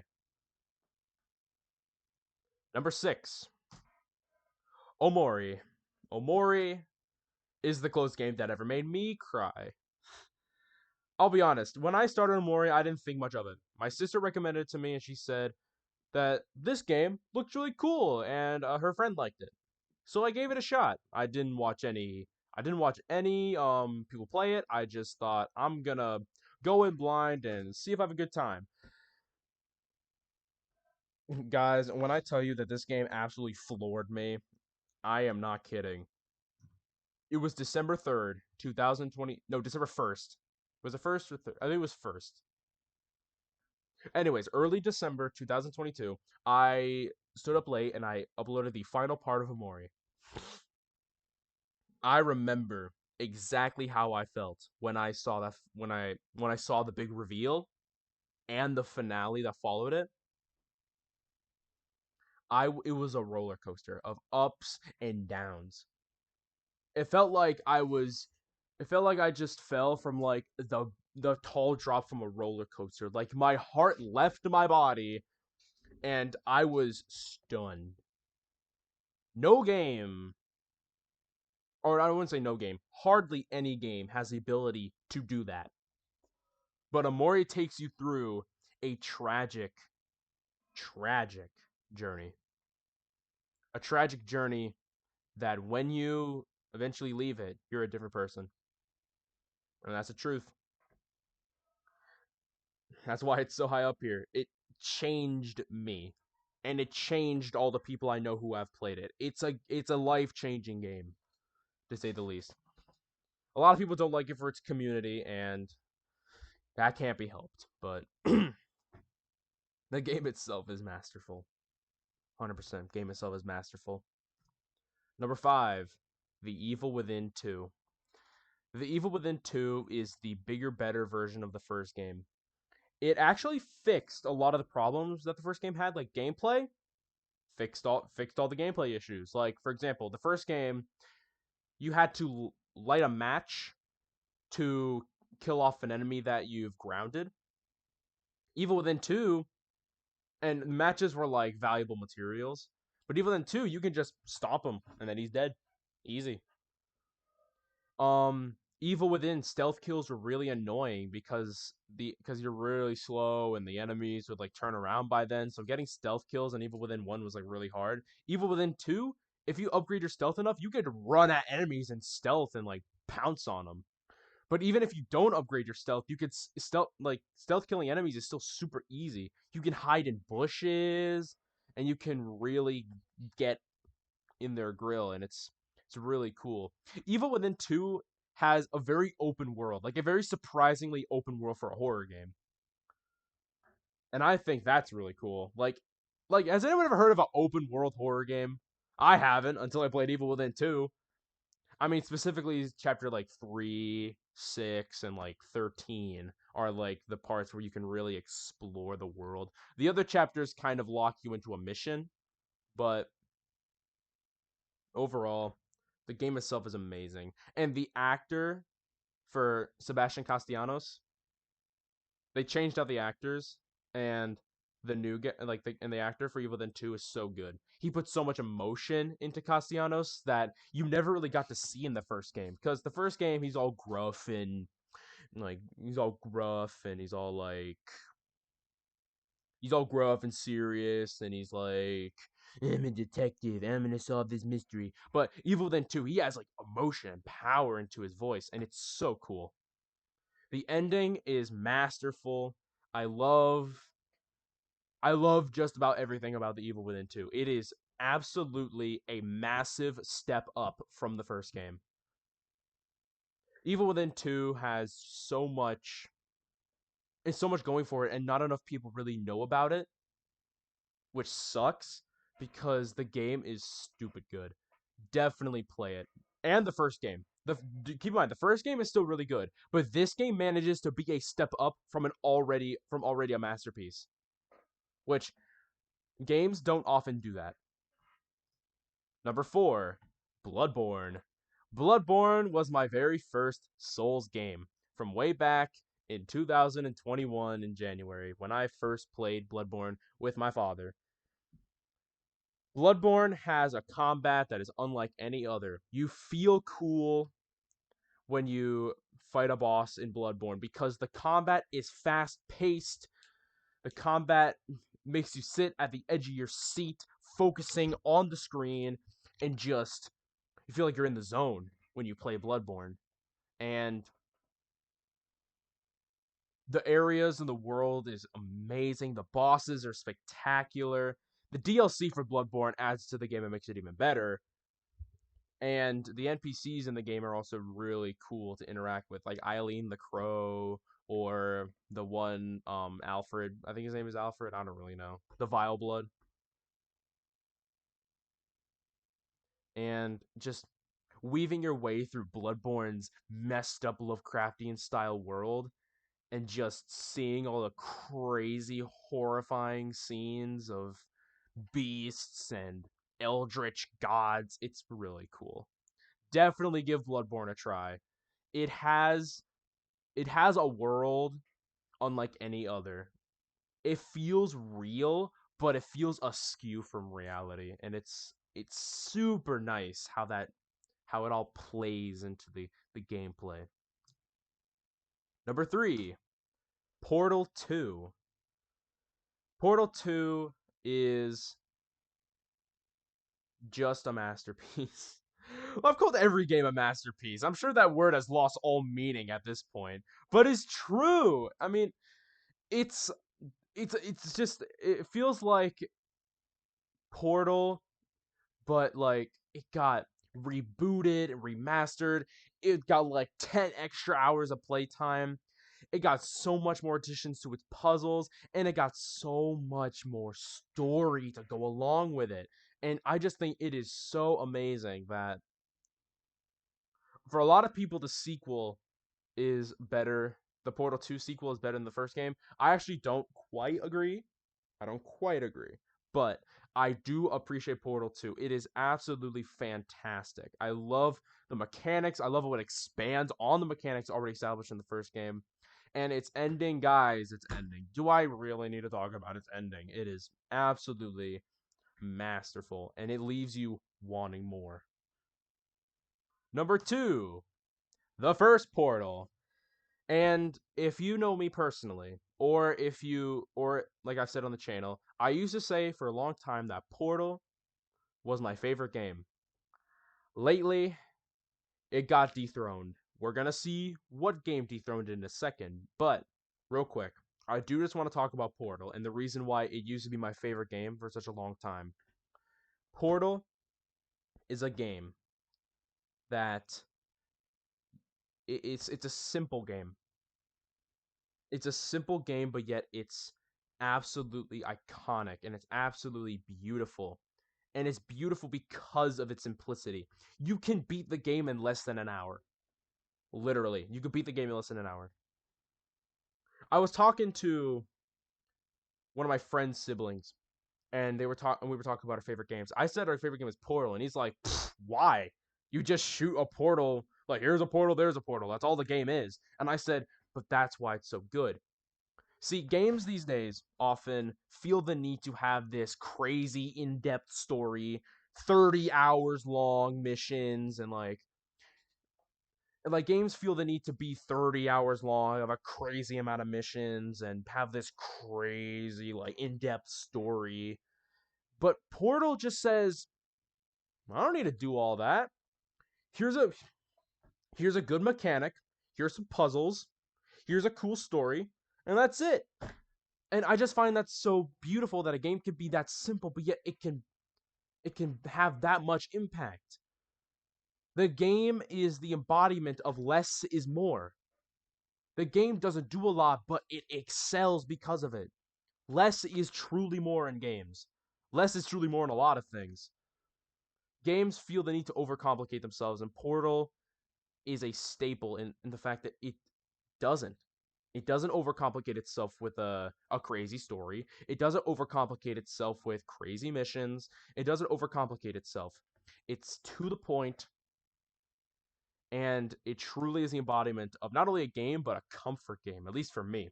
A lot of people have comfort games. This is my comfort game. However, there is a game that is just slightly better. And I mean like this. It's like almost indistinguishable. But there is a game that, with careful consideration, I consider to be slightly better. Number one, the best game I have ever played in my life is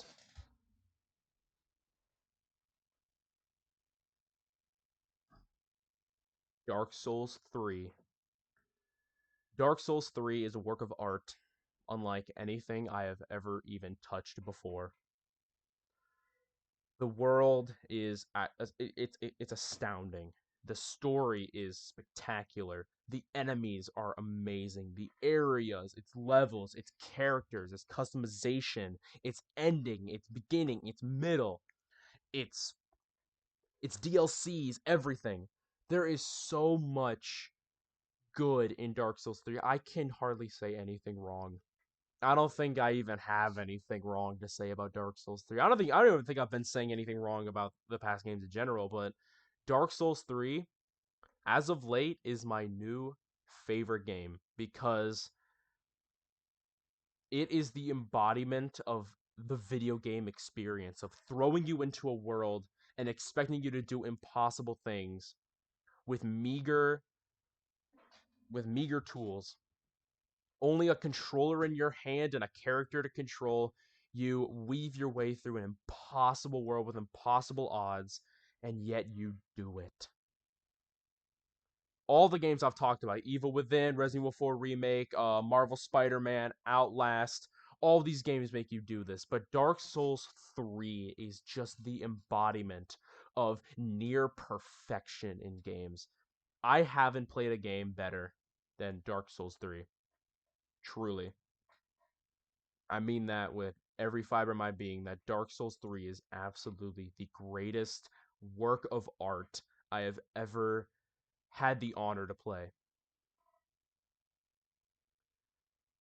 I cannot stress enough how much you guys need to play this game and truly understand why it is such a great game and what makes it so great.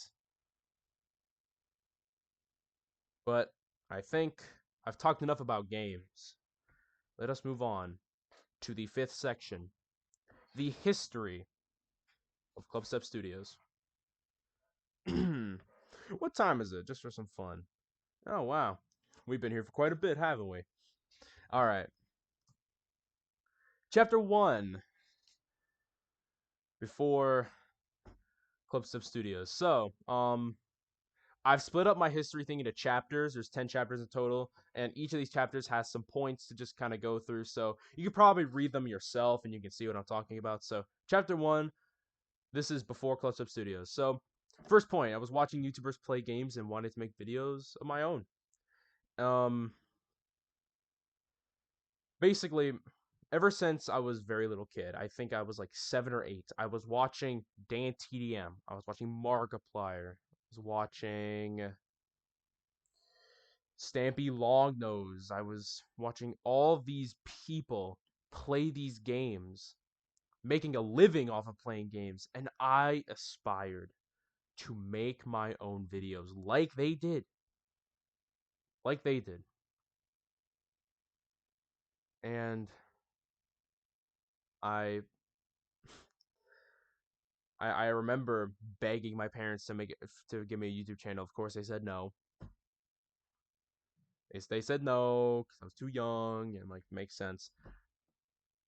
And for all that time, I just kept wanting and wishing to make my own videos. And the second point, my FNAF addiction.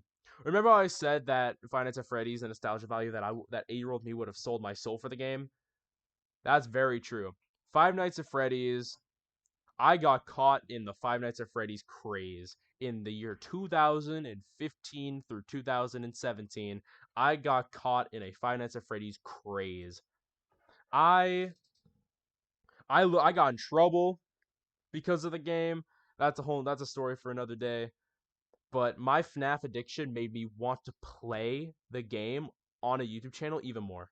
Like I wanted to play Five Nights at Freddy's on a YouTube channel even more. And because of my FNAF addiction, I ended up making a Steam account and I ended up buying the games on Steam.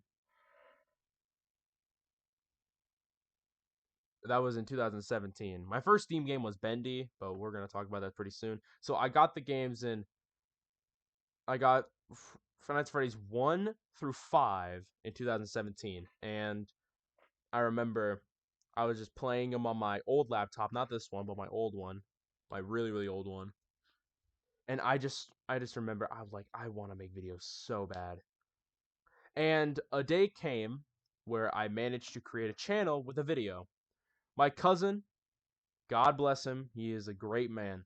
He said, "Why don't we make a gameplay video for you? You can record it and I'll edit it." And I'm like, "Sure." So I went under the name Cyrox7. That name, I don't use it anymore, but that name is in a lot of my old stuff. The name Cyrox7, my Roblox account is still named Cyrox7. And that hasn't changed. But I made a channel. It's actually still up called Cyrox7. It has one video on it. It is me playing the beta version of Bendy and the Ink Machine Chapter 1. Hence why that was my first Steam game, was Bendy. I played the very first chapter, beta version of Bendy and the Ink Machine. And watching the video, I had a bowl cut. Um, I like the I had like a bowl cut. My voice was so high. I recorded in this room, but this room used to be very different, like very different. You can watch in the video my surroundings in the room look so different. It doesn't even look like I'm in the same room. But that one video fueled further my desire to play games. We didn't make another video on the channel since life got the better of us, but that video, recording it and then watching it back, it's something else. It was really cool seeing for my I think it was 2017. I must have been like 10 years old. I was I just remember being floored that this is what it felt to just make something, and I wanted more of it. We move on to 2019, creating the account. So, first point, making the email for CAP and naming it Clubstep. CAP is an organization called the Civil Air Patrol. They required me to make a personal email so that they can have easy communication with. So, I named it da da da da clubstep@gmail.com, right? It's not called clubstep@gmail.com. There's a whole lot more characters there. But clubstep@gmail.com. And I remember I named it Clubstep because I was playing Geometry Dash and I was stuck on that level. It was my first demon level. And Clubstep was wiping me at the time. Like I remember I was playing Clubstep for hours and hours and hours trying to beat the level. I did manage to beat the level. In case you're wondering, I did beat the level. And um I remember I I looked at the channel and I'm like, this has potential to be something. which transitions to our second point. I wanted to make videos like my cousin on the account. Just like how I said in the trivia, I wanted to make vlogs like my cousin did. I figured it'd be really cool to make family videos on the channel, and I thought it'd be really cool for me to step up to the plate and make some vlogs. Um, well, life didn't happen that way. But a month later in June, where I went to Hilton Head Island and made the thumbs up video, I did it. I realized that my cousin's format for vlogs, which is like taking the camera like this and just like talking in the camera and showing the audience and showing the place, I realized that that format really wasn't for me because I when I if I do that, like if I'm like talking loud at a camera at a place I'm going to, I almost feel like I'm pestering everybody around me. So what I instead did was that I just shot clips with the camera surreptitiously and I put it in a music background. And I thought that that was better. Hence my third point, my very first video on the channel, Hilton Head Island 2019 thumbs up. Thumbs up was kind of like the motif of the video. Um it's it performed well, especially being my first video performed well. Um, and when I made it, I'm like, I want to do more. Like, I want to do more with the video, and that's why I kept keeping it. That's why I kept the channel alive. However, things were not always so smooth. Chapter 3: The Journey for Purpose. Um, in the following months, from June to November, I was stuck in a creative rut. I wanted to do so many things, but yet nothing was clicking. My first thing, a I wanted to make a ranking video for every single Marvel movie leading up to Endgame. I started on the video. I did pretty well, but then I realized that I realized that I just couldn't I didn't want to do that. I tried out doing game reviews. In fact, I literally changed the name Clubstep Studios for like I think it was like a day or two. I changed it to the Game Star because I wanted to make game reviews, and for some reason I just thought that name was cool. I guess I changed it back to Clubstep Studios because that name kind of grew on me. Um, Another thing was that I wanted to make podcasts. A lot of people tell me and still tell me I'd be a great podcast host. And of course, those people, thank you. That means a lot. So I tried out the idea, but then I realized that podcast guests would just be my family, and I really can't bring anything new to the table when it comes to podcasts. See, people listen to podcasts for two reasons. Either they know the person making the podcast, or it's the format of the podcast. I really didn't have anything to satisfy either. No one knew me, and it's not like I could really bring anything new. So that's kind of why it just kind of fell. Um, which and our second point is trying out and rejecting recording software. I bought, well, not really bought. I downloaded so much recording software. I downloaded OBS. I downloaded Bandicam. I downloaded I forgot there was another one. It was like Handbrake. Was it Handbrake? I think it was Handbrake. I downloaded. Point is, I downloaded a lot of recording software. A lot of it was locked behind memberships. I downloaded Adobe for some recording. I tried a lot of stuff. I tried so much stuff, in fact, to record my videos on, and yet I really couldn't figure out anything, or it was locked behind memberships. I had to reject so many video recordings. The only one that stuck with me was OBS, which is the one I still use today, because OBS doesn't have a membership. It allows you to just record for free. You just download it, and it's really easy. That's why I love OBS. I love it to this day. But it took me such a long time to learn how to do it. And then, of course, when I got really serious about making gameplay videos, I bought a setup. Like I bought the microphone and I bought the webcam. I hooked it all up. and it felt like I was really in a professional like booth. But at that time, I was only making videos on the family PC, which was really slow. In fact, right now, it's broken beyond repair. Like, literally, the PC is broken and it won't even turn on. That's how old that computer is. But back then, when it was still able to run and it ran pretty slow, that's what I kept trying to do my test runs at. And I just kept running into walls and walls and walls, trying to figure out how to just work the dang thing. But that's when it hit me. November of 2019, I tried to do a test recording on Angry Birds. We had the game on disc, and I popped it into the PC and I opened the game. I decided to just fidget around with the capture tools, and then it worked. I had a face cam, I had a game, I had sound working. I downloaded Audacity as well for some audio editing that I would eventually never do. And then I realized, wait, I can I could do this.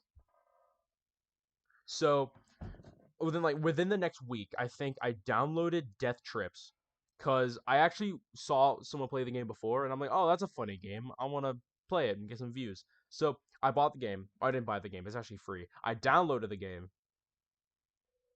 and then I booted up, and then I played it.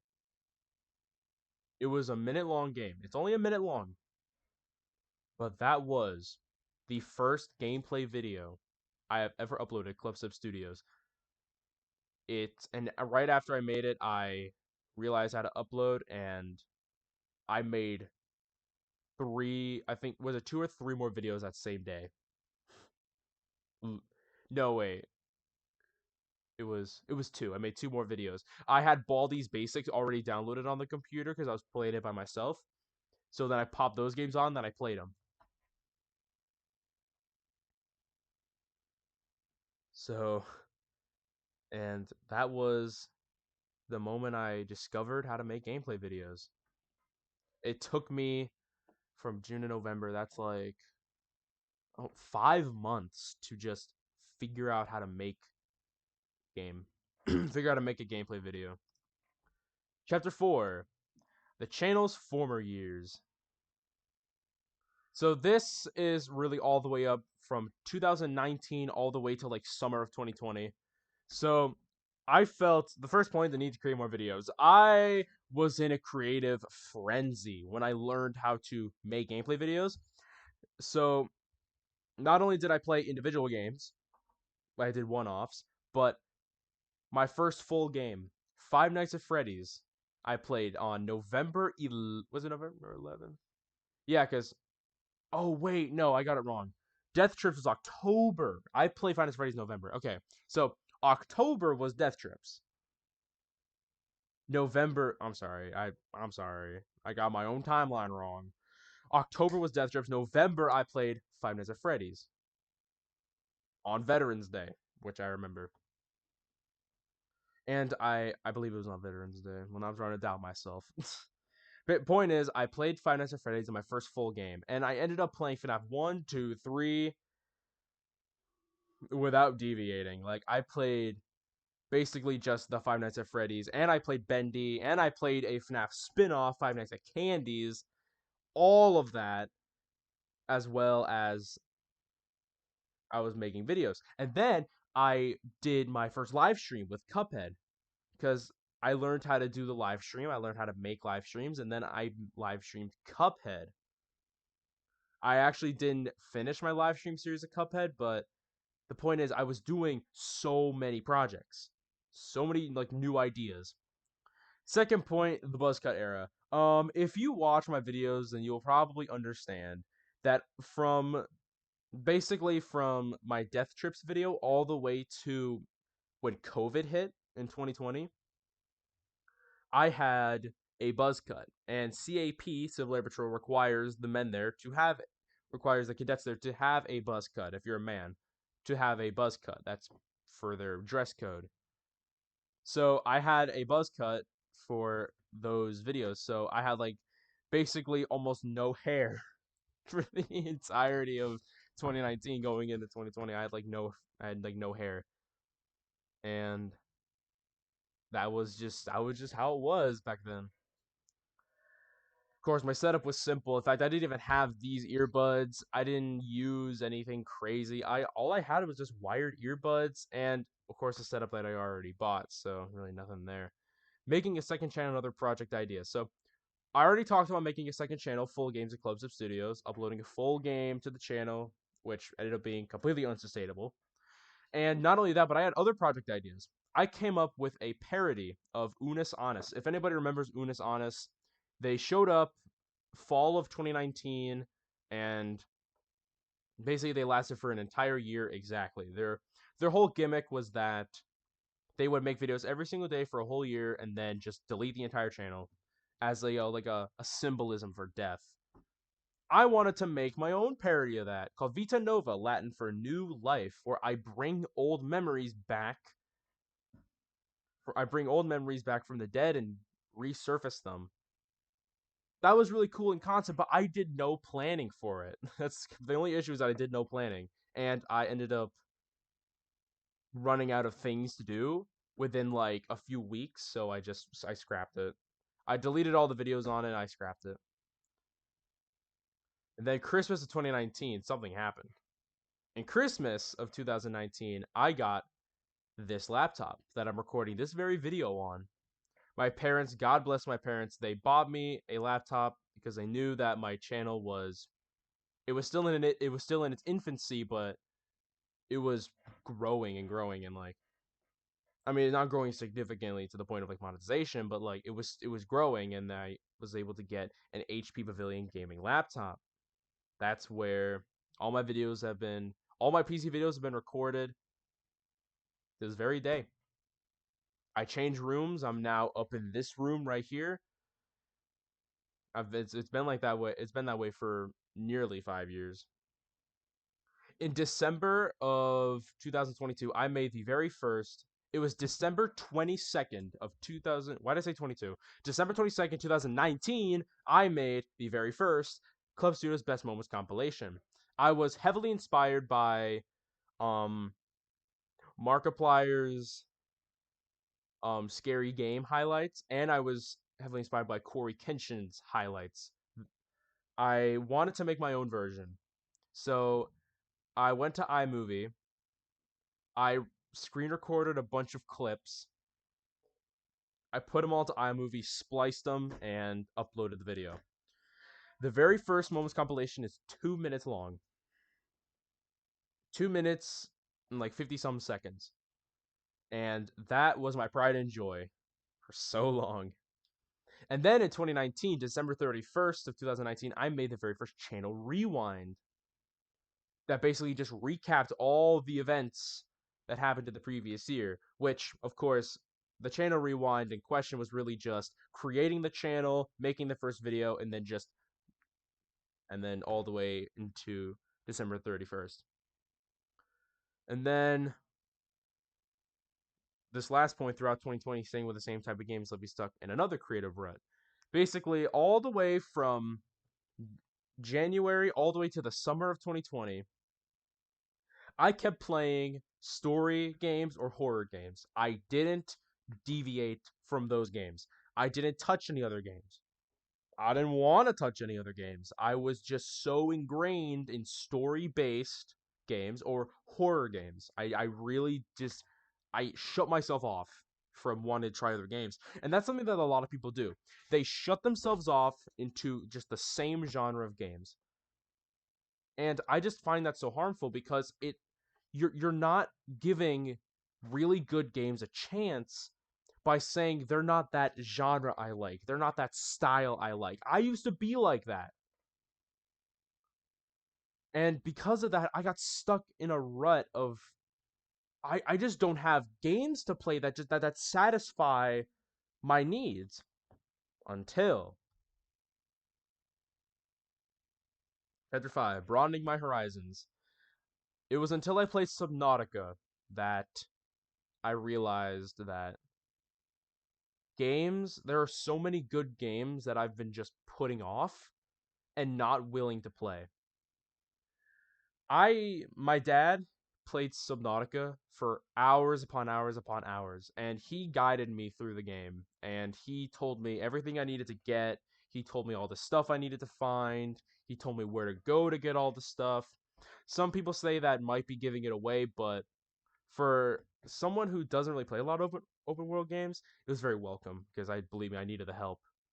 And what it showed me was games are just a lot more than just a story or just a genre. A game is meant to be fun, and all sorts of games can do that, which is what really opened my eyes about Subnautica.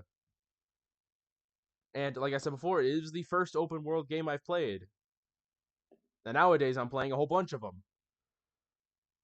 In fact, now is my first run of Elden Ring. I mean, I'm not on camera, but like I'm playing Elden Ring for the very first time. And then school year of COVID and its impact on video. So I ended so in 2020, summer of 2020, I was going into my 8th grade year. 2019, 2020, that was my 7th grade year. But going into fall 2020, that was my 8th grade year. And having that entire school year logged with COVID, and if anybody that's had a school year from 2020 to 2021, they will tell you COVID is all they remember. Because I could only go to school like 2 days of the week. That was it, 2 days of the week. And because of that, I had so much time to make videos. I had so much time to try out new games that I was churning out content. Like, I was absolutely churning out content and transitioned to the third point, playing all sorts of games. Absolutely anything and everything I'd get my hands on. I played it. Because I had so many games. I mean, I think what was I playing? Doom Eternal I was playing, Resident Evil 2 I was playing, Doom I was playing, Doom 1993 I was playing, Undertale I was playing, Shovel Knight, well that was a little while ago. Um Dead Space, you get it. So many games that I was playing back then. Joy Creation, oh, I remember that. And I just I remember I just had so much free time thanks to COVID, so much free time that I just played all those games. And then 12 Days of Christmas, I came up with it on the spot, and for the 12 days leading up to Christmas, I made a goofy short video in. Let me see if I can. Right here. I just dropped everything. Hold on. This Christmas hat right here. So I wear it. Well, the headphones are making it hard, but I wear it like this, and I just made a goofy little video for 12 days, all the way into the last day. I ended up having to remove day 11 because of copyright. So if anything, it shows 11 videos. I know. We'll get into that. But I actually still have the recording. So if you guys want to see it, I still have it. So it's not like it's gone forever. Oh boy. Chapter 6. 2021. The year where it all went downhill. Be As a side effect from making that much content in 2020, I sort of got burnt out a little bit from just making YouTube videos. That after my channel rewind 2020, I was playing Alien Isolation at the time, and that game was just kicking my behind so many times. Just I kept dying and dying, and it just felt like I wasn't just getting anywhere. So I took a break for a few weeks. I came back and I played Limbo. Limbo is a game about you playing as this guy running through this eerie, grim world. And then I played at Dead of Night following after that. At Dead of Night, same thing happened with Alien Isolation. I kept dying and dying and getting nowhere.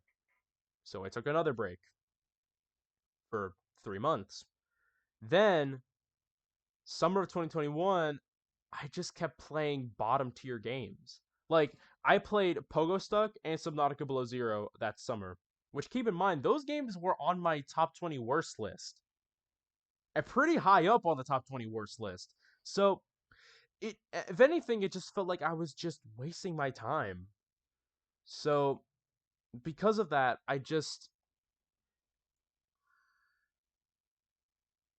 there wasn't really anything left to do. I mean, I did play Layers of Fear, which, don't get me wrong, that game is really good. So, if anything, the summer wasn't all bad. But then, right after summer, things really took a nasty turn. And as my last point, taking a break because my grandpa passed away.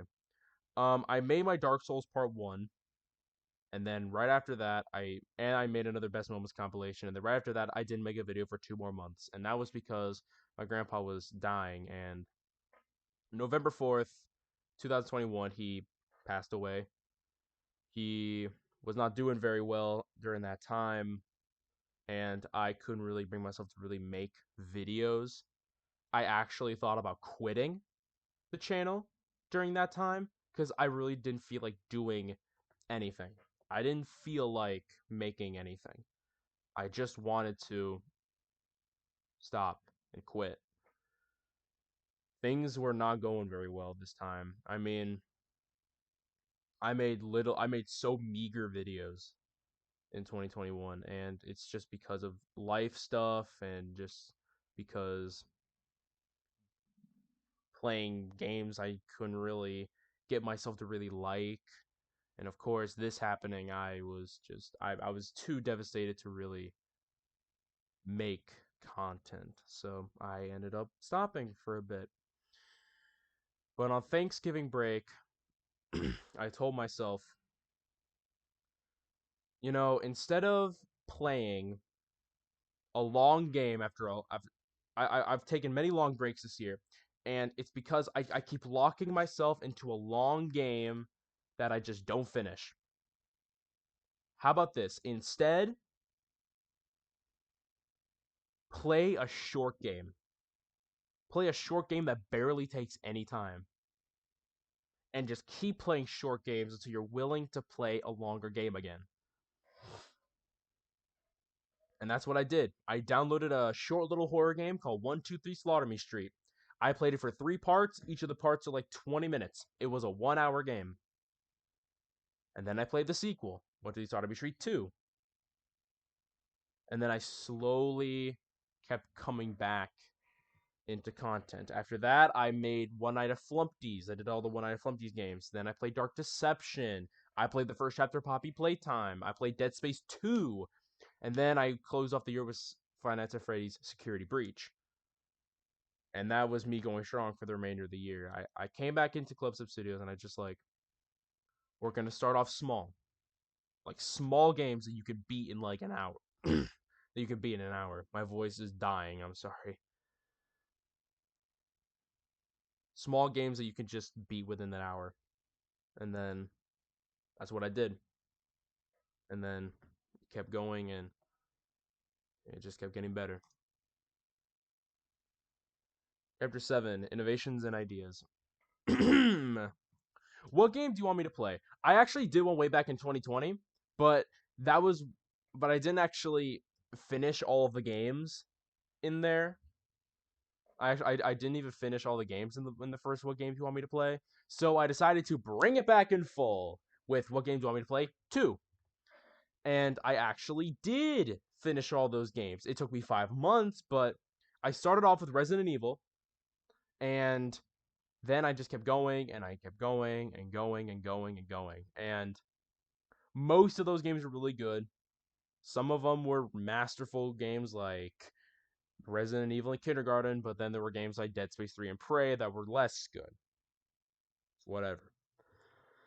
But throughout all of 2022, I was finding out new ideas for the channel. And summer rolled around, I did the Summer of Sequels. I played Simulacra 2. I played Resident Evil 2. I played the Cuphead DLC. I played I played Doki Doki Literature Club, but plus version. I played the plus version. Sorry. But during that time, I played so many games, and I really felt like I was getting back into the groove again. I felt like I was getting back into. I was recovering from 2021, and then going back into everything with 2022. So, and then the copyright crisis happened. The copyright crisis was where my channel was banned from making live streams because I had too many copyright claims. In fact, it still is to this very day. I don't know why it is. I've satisfied all their needs, but the channel got removed. The channel doesn't have its live streaming ability anymore because I got too many copyright claims. That was the reason why I got rid of so many videos because of copyright, and I still get rid of videos because of copyright. Or either that or I edit them to make sure that they don't have copyright. But I had to purge so many videos. Dead Space, the Dead Space 3 finale, 12 Days of Christmas Part 11. I had to get rid of my all the times I blew up in The Evil Within. I had to get rid of my Take a Pee video. If anybody remembers Take a Pee, it was like a parody. It was a science project. This is way back in 2020. It was a science project for my 7th grade science class. I had to make a song about the about a certain system in the body, and of course, being the mature person I was, I chose the urinary system, so I had to get rid of that because of copyright. So many videos got purged because of copyright. I kept 2 of them because YouTube requires that if you have more than 2 copyright claims, then your ability to live stream is at risk. I kept exactly 2, Hilton Head and Hawaii Vlogs. I kept those 2, but I purged the rest. And I wanted my live stream ability because I wanted to record on PlayStation. So I did some research, and then I realized there was a way that you can record on PlayStation with audio using video clips. The maximum time you can do for video clips is an hour, which is why I played games. Which is why that whenever I make a PlayStation, I always say, "Oh, I'm out of time for this episode because I'm about to reach my hour limit." PlayStation 5 has actually still kept this rule. Video clips can only be at max an hour long. And I realized I can just keep making video clips and I can have a series. And the first game I ever played on PlayStation video clips, because I know the trivia said the first game I played on PlayStation console was Untitled Goose Game, but that was back when I still had my live streaming ability. Then when I got rid of it, I wasn't able to make PlayStation videos like that anymore. But with video clips, first game I played was Bloodborne. And I wanted my first game to be Bloodborne for so long because Bloodborne is a PlayStation exclusive. You can't get it anywhere else. So, and I wanted to play it so badly. I was finally able to. It was July going into August of 2022. I figured out how to play Bloodborne. And then making PlayStation and computer content alternating between the two, all the way from Red Dead 2 to Omori to Dark Souls to God of War, and then I got a PlayStation 5 for Christmas, and then I was able to upgrade the material. And recording on PlayStation 5 is so much better because there's so much more safety measures to make sure that your video doesn't get killed. So going into 2023 and 2024, because this is chapter 8, so well, I'm making sure. Yeah. Okay. So this is chapter 8, the way it's going now. This is basically just 2023 all the way through the present day. So Journey was the very first game I recorded on the PlayStation 5. It was only 2 parts. It was really just supposed to test whether it was suitable for me, and it definitely was. So much better. Nostalgia Summer, which was I played 10 nostalgic games, and I absolutely adore every single one of them. Yeah, I do. I really do adore every single one of them. Um, I played Amnesia, Dark Descent, Ao Oni, The Last of Us, Crash Bandicoot, Papers, Please, Inside, Bioshock, Final Fantasy VII, Gone Home, and Celeste. I played those 10 games, and I had such a fun time playing them. I went back and finished unfinished games like Alien Isolation, Dark Souls. I think I went back and did what Resident Evil 2. I did Resident Evil 2. That was way back in the day. The point is, I went back to games that I haven't finished and I refinished them because it really makes me mad to leave games unfinished. So, oh, yeah, Dark Souls especially. I finished up Dark. Did I say that already? I don't even know what I'm saying anymore, dude. I've been talking for hours, but I played these games that I left unfinished because I didn't like. Oh, Minecraft, that was one. Yes, Minecraft as well. I didn't finish Minecraft, and then I went back and finished it. So, yeah, you get the idea. What games do you want me to play? 3, that's where I did Resident Evil 6, Dark Souls 3, um, Amnesia Machine for Pigs, Dying Light, and The Binding of Isaac. And those games are really good. Maybe not Resident Evil 6 especially, but the other games are really good though. The channel hit 1,000 videos, which I made a video about in March, and then I reached 5 years on the channel. Which, absolutely nuts. I'm just saying, absolutely nuts. Now we transition to Chapter 9, Important Games. This is, for all intents and purposes, the last chapter. I just want to recap on all of these very important, pivotal games for the channel. First off, Five Nights at Freddy's, the very first full game I've ever played on the channel, and what inspired my channel in the first place. I just want to say that this game is super important for the channel, because if Five Nights at Freddy's didn't exist, Clubstep Studios might not have existed. I mean that. Next one is Portal. Portal taught me that a game doesn't have to have a crazy story to be good. It can just be simple and comforting and still be a really entertaining, well-made game. Shovel Knight. Shovel Knight showed me what a really good adventure was like. It gave me that really great fantasy adventure RPG story that I didn't really get anywhere else. It almost was like Subnautica, where it was like a pioneer of its kind, but it wasn't quite as, it didn't have quite as much impact as Subnautica did. But I still have to say, Shovel Knight is still a timeless classic that I play a lot. The Evil Within. The Evil Within is important because it taught me how to really play shooter games. Like, I used to really suck at shooter games. Like, really suck. I would use up way too much ammo. I would try to kill every enemy. But Evil Within taught me that conservation is key. And I say that all the time when playing Resident Evils, Bioshocks, whatever, that conservation is key. If there's a way that you can do things cheaper and more efficiently, do it. That is what the Evil Within. It taught me the hard way with tough love that this is how you play shooter games. And I ended up being able to do them fairly well. Then there's Subnautica, the very first open world game I've ever played. I've already told you guys why it was important, but I'll say it again. It opened my eyes to that all sorts of games can be just loads of fun. Limbo.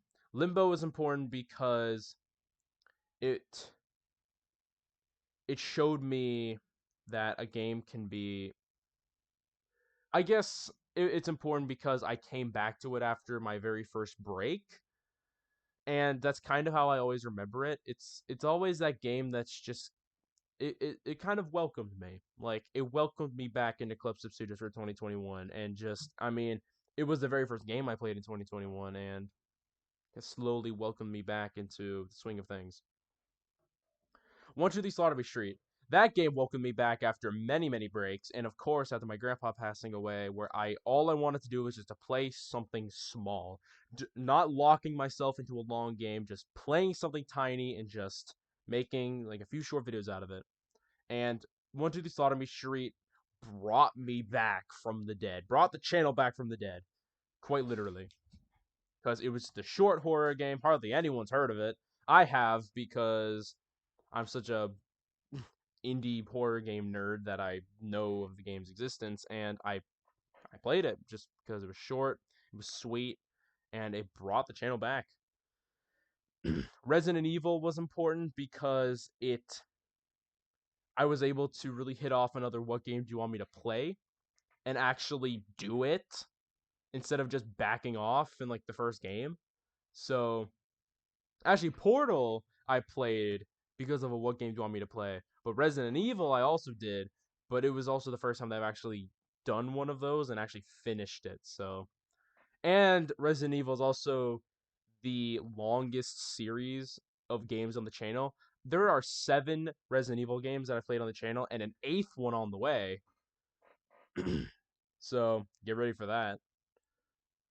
So, like, over the past 2 years, I've played Resident Evil games. Maybe even more than that, because I actually played Resident Evil 2 earlier, but then I stopped it, and then I picked it up back up again. Bloodborne. Bloodborne is important because it was the very first game I learned how to do with PlayStation Video Capture. I wanted to play Bloodborne for so long on the channel because I'm like, this game is perfect and I can't do it. And then I finally learned how to do it. Listen, I'm still learning new stuff about making videos. Listen, like, you think, like, you watch these YouTubers, they've been making videos for 10 years, they're still learning new stuff. You don't stop learning new stuff. That's the beauty of life. You don't stop learning. And the same goes for my 5 years on the channel. I'm still learning new stuff on how to make videos. I just think it's super cool that, eventually I was able to find out how to do it, and I still do it to this day. Omori. Omori is important because it was my very first game played on display capture, which is what I'm doing right now. Because I used to use this thing called the Xbox Game Bar. The Xbox Game Bar sucks as a recording device. I used it to play games that weren't compatible with game capture on OBS. And Omori was actually the first game that I learned how to use the display capture feature. I know it's like common sense at this point, but like, believe me, I didn't know about it. So I kind of just I learned how to do it. But also Omori itself is a very pivotal game because, like I said, it changed me.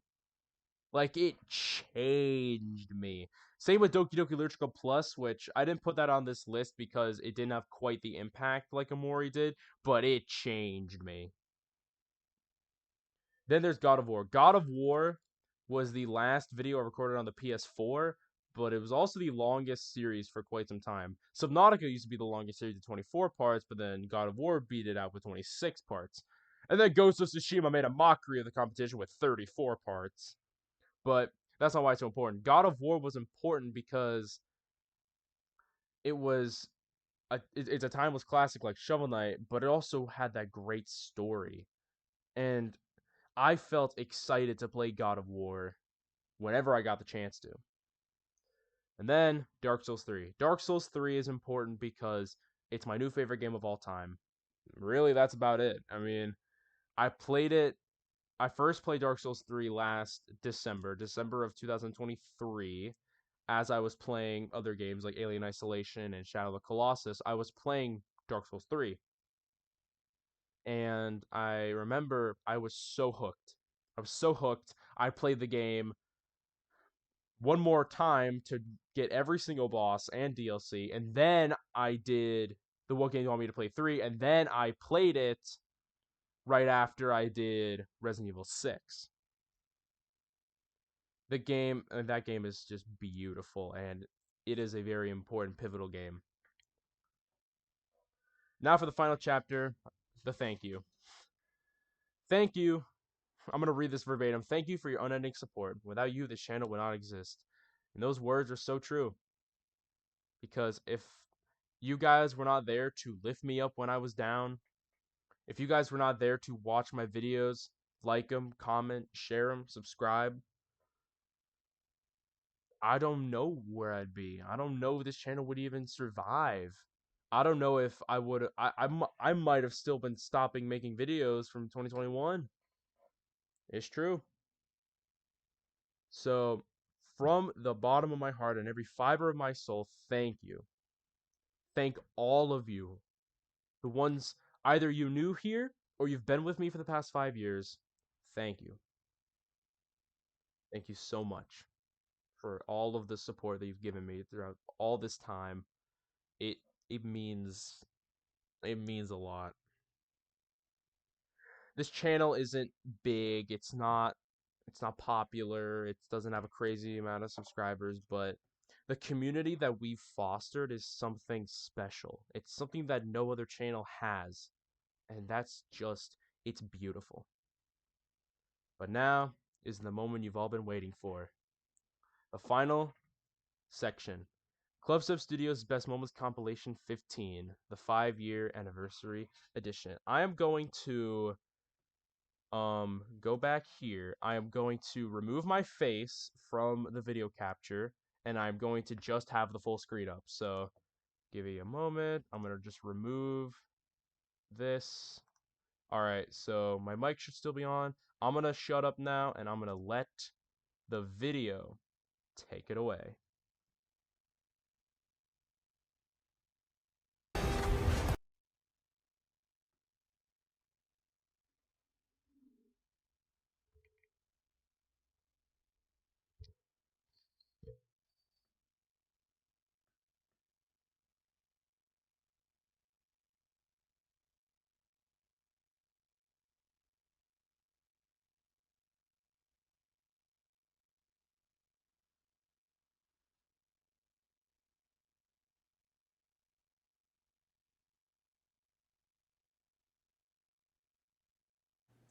Oh shoot.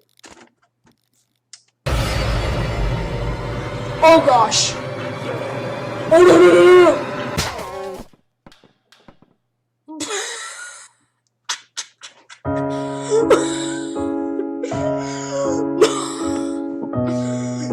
You can't. You've got to be kidding me. Turn to 6. Turn to 6. Turn to 6.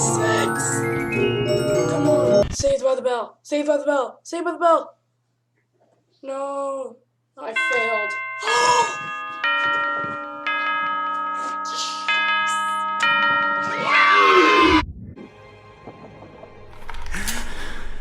Huh? What?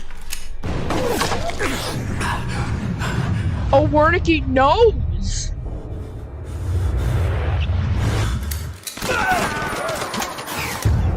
Gott im Himmel. You have become the host. Wernicke knows! Knock, knock. Is there... Orange. Orange who? Aren't you protecting someone?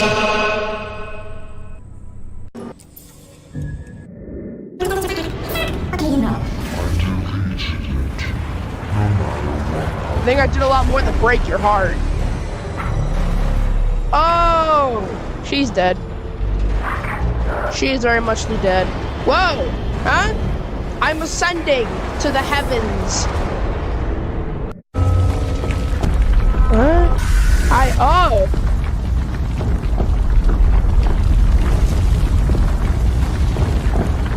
What the heck? I hopped down a hole? I hopped down the abyss. Okay. Ah, big explosion. I have to get you now. You're gonna have to run away from me 5 seconds. Yep. Oh, yes! I was trying to hide in the little slot there, and I fell off. Alright, should we do it? Got her! I got her good! It's over, Shield Knight. This place is falling apart. We have to get out. This can't be the end. It's the end. I thought this boss would be the strongest boss I've ever fought.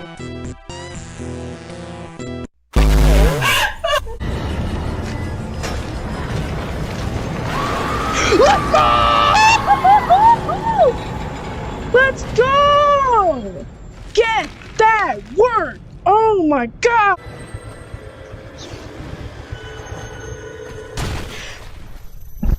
No!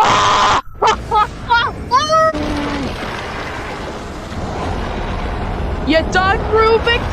You had enough?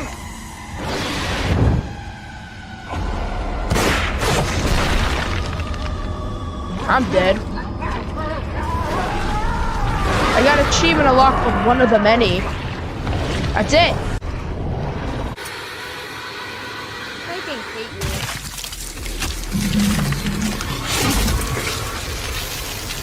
Where'd you get the BFG ammo from? Keep one spare on test. Woo! Oh, we did it. We did it, everyone. We did it. We got gold, guys. Woo!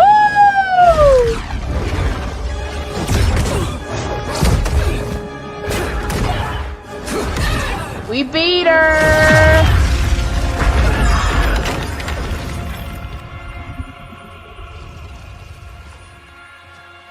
This is going to be gruesome.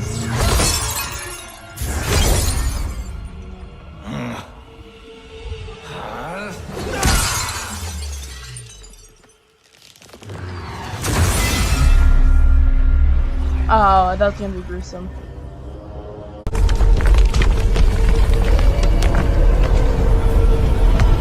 What the? This. Oh yeah, last night.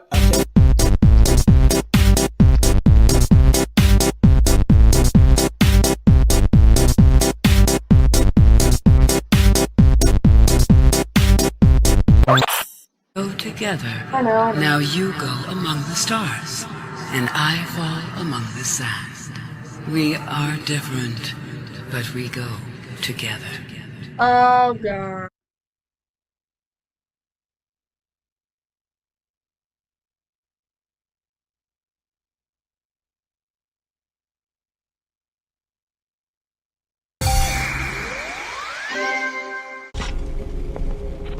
Okay, Freddy's coming.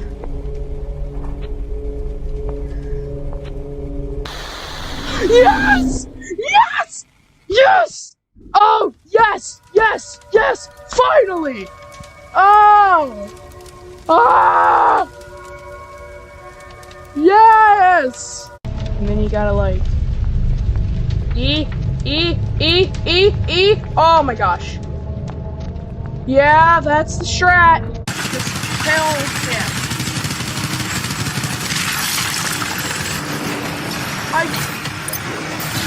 Oh, there's like a slither. Oh, shit. The once in people slayer. Again.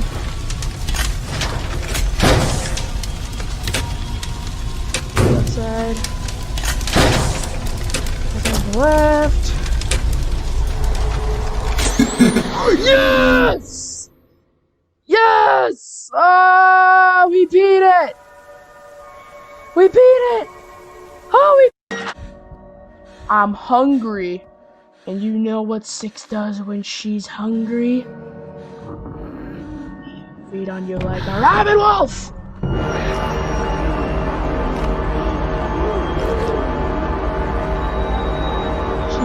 Hamming on her.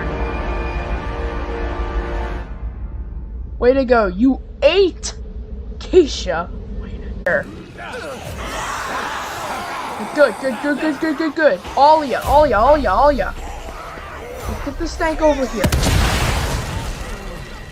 Yes!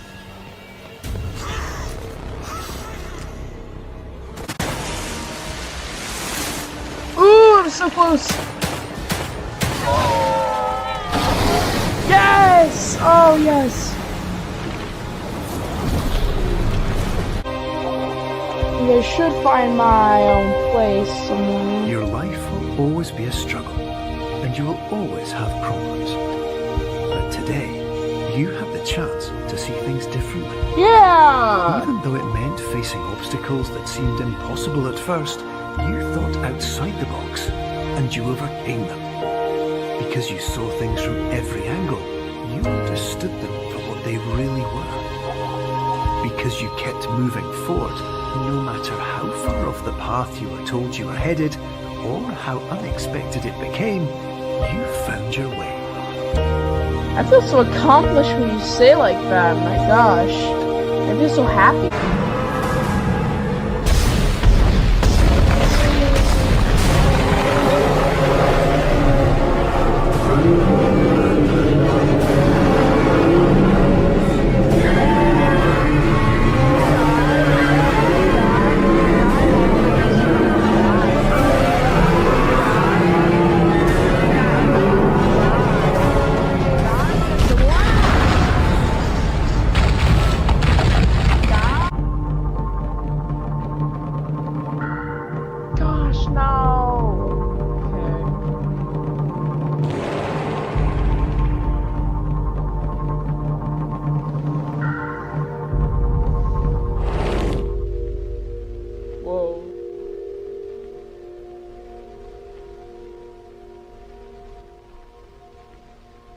Whoa, what?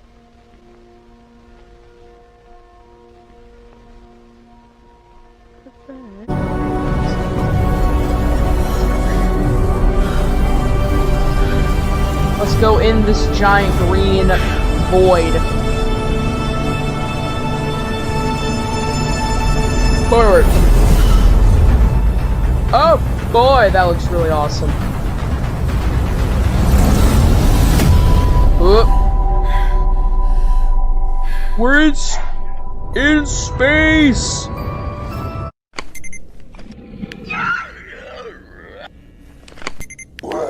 Run. Oh boy. Go, go, go, go, go, go. Oh my gosh. Okay, I might actually beat the game. Stay on.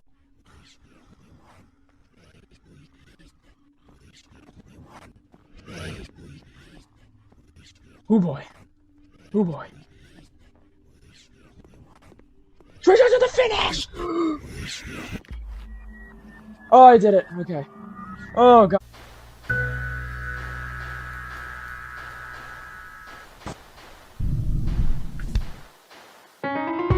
Let's go!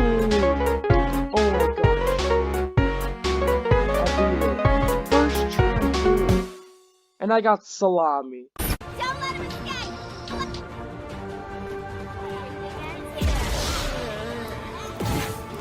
Run! Run for my ever-stinking life! Oh my gosh! Ooh. Evasive maneuver, just got an achievement. Alright, get the beam out, Bop. Reload, reload, reload. Run away for a bit. Bop. Bop. But where is she? Was that it? I did all that just for 4 contact beams? Bro, I'm disappointed as heck. No, I can go through here, but I'm deciding if I want to. Oh god. Oh god. Oh god. What have you done? What have you done? What have you done? Oh my god. Oh my god. He had cleaned them all up too. You just put me right in front of him. Ooh!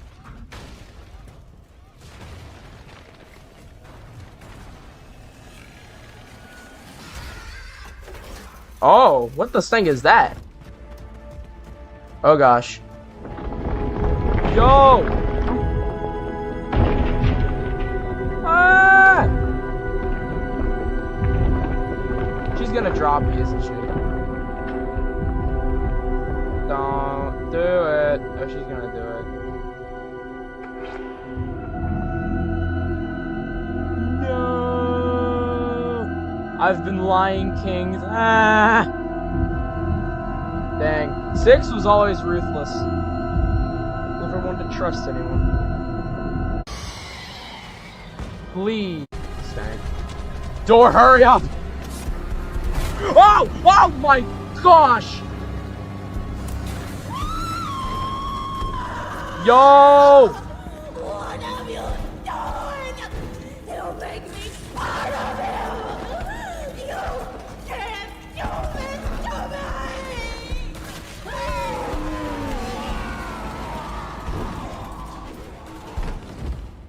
Yo! That reminds me of the way that, like, Traeger died from Outlast.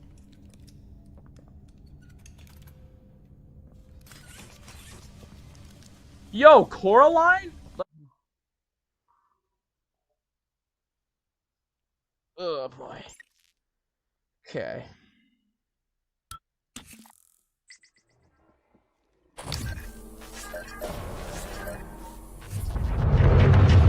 What the?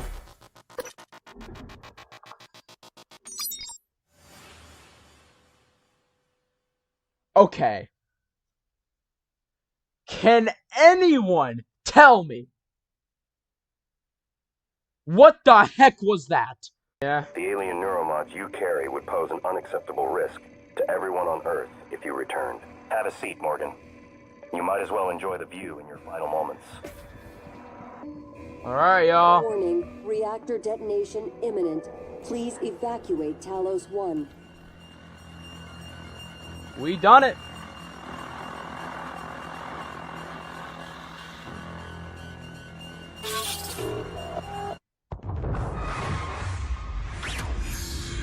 Dang, that is a big typhon. I keep having this dream. If my game crashes, I will lose it. My voice lost it. Okay, thank you. Because, well, also, Natsuki's cute, and there's nothing wrong with that. Yuri's boobs are the same as they always were. No, I'm good. Sayori. Where did this thing come from? I don't know, but you better... That was the best thing that could have ever happened in that situation. Eat that! Let's go!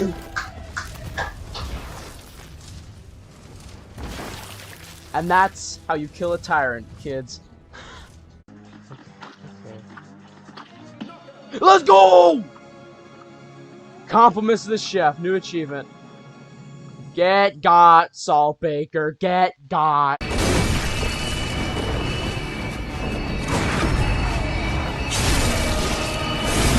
Let's go! No. No. Go! You are dead! You are dead! You are dead! And you will stay dead forever! Let's go!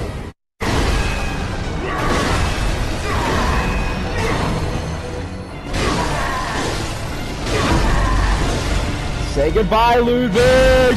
Let's go! Yeah, my boys, we did it! Nice!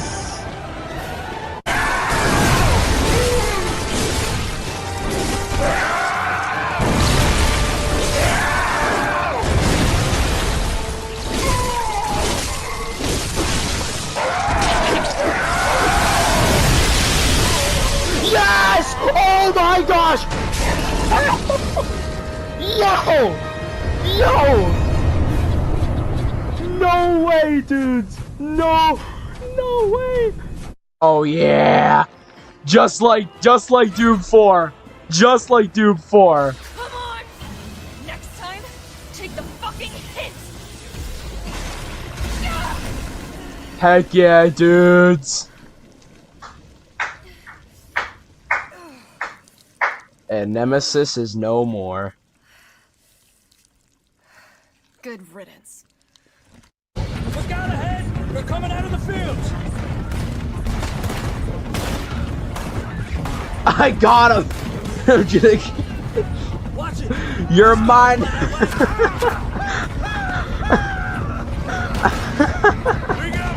I lassoed someone. Is this really the end? I don't doubt it. Another copyrighted song.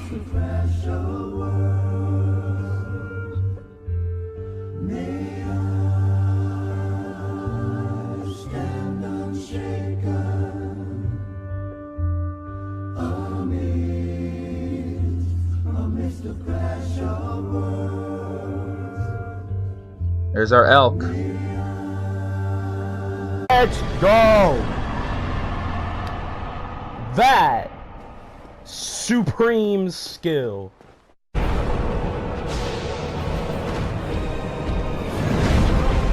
get greedy now. Get out of there, Manus! Let's go! Get out of there, Manus! Oh my gosh! Get out of.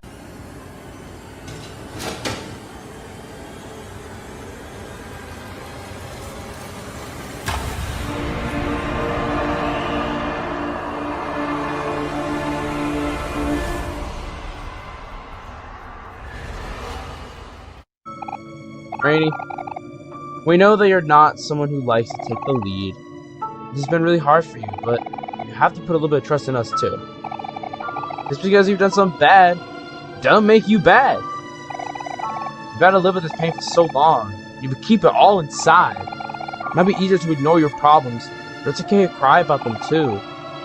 There's more good times to come. Life gets better, and you can be the one to make that happen. Oh, wait. What's all this thing?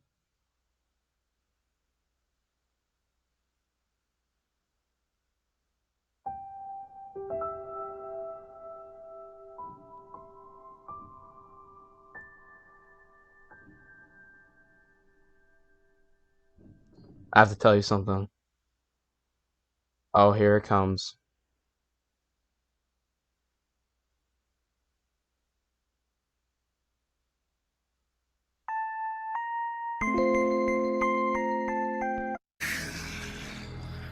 I love you.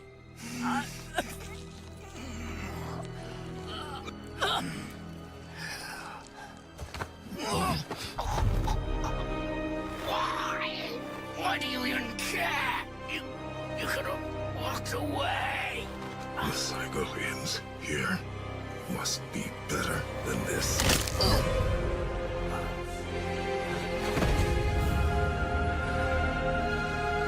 He isn't wrong. He is not wrong.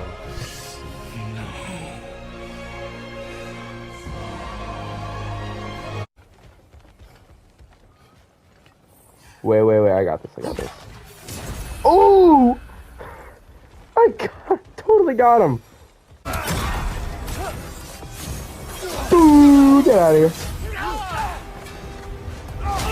You, sir, are dead. Oh, I pressed circle. We got some quick time events happening.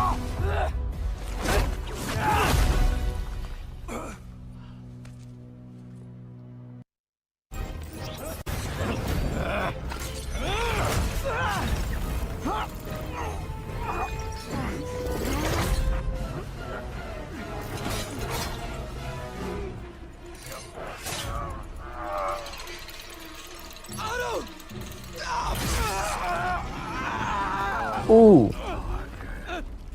If you want to change the world, you have to be the kind of man who can make the hardest decisions.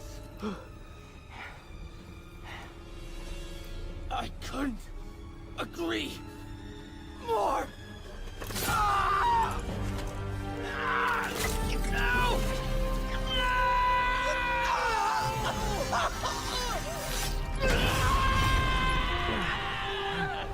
The anti-serum. Stronger.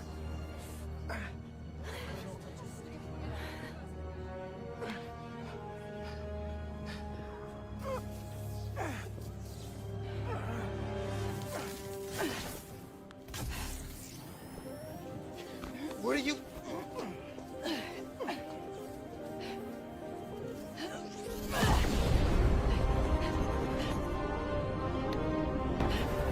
Up the building we go. I remember this. It's okay. You can't just let go. Let go.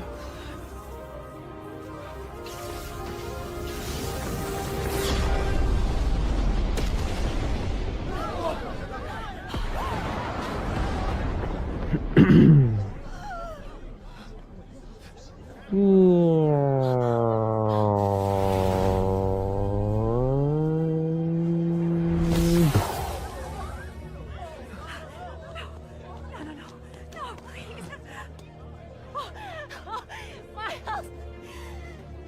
Oh, God! Say something!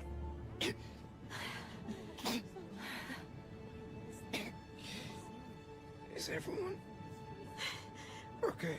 We're safe. Oh.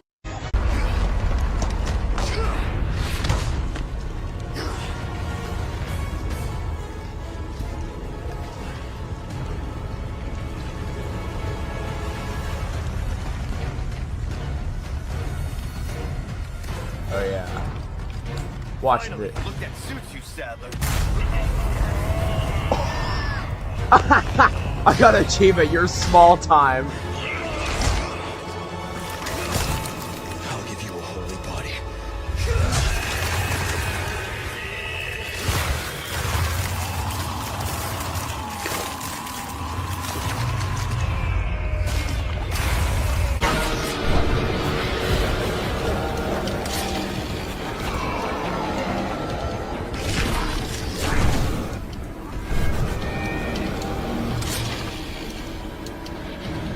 Oh yeah, light him up! Bing, bing, bing. Uh-oh.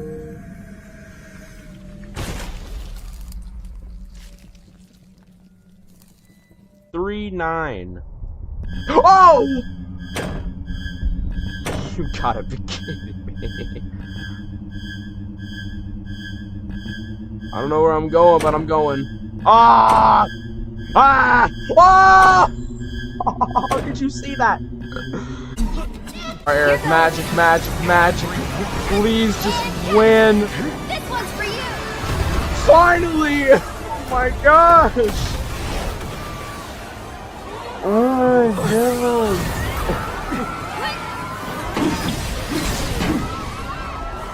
Oh.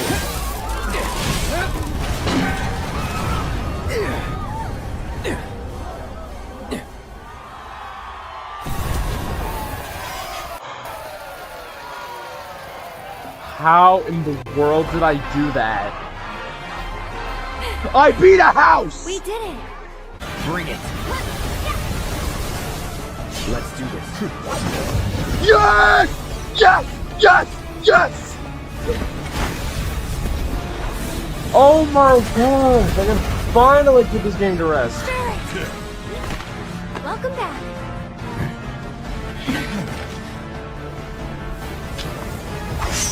We can do this. We can. We can change it. Make it right.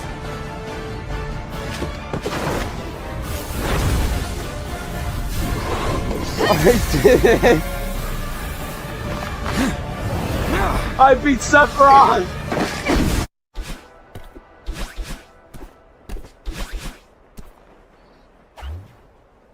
Ba-boom. We actually did it. I can't believe it.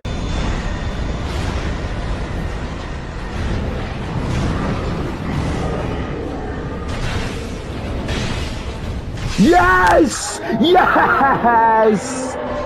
Get out of there, Fumi. Get out of there, Fumi Knight. Oh my heavens, that was so close. Goku's not dead yet.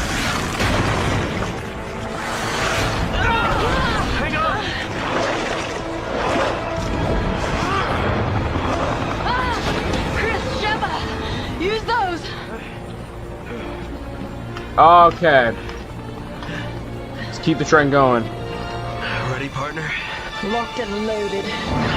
Suck on this, Wesker. Your time's up, you son of a bitch. Oh, I didn't get to fire it.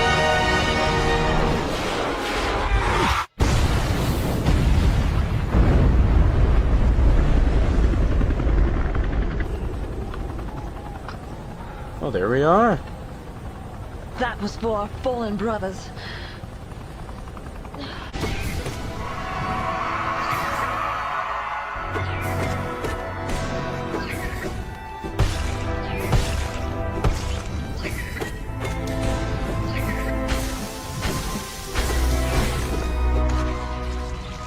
Got him.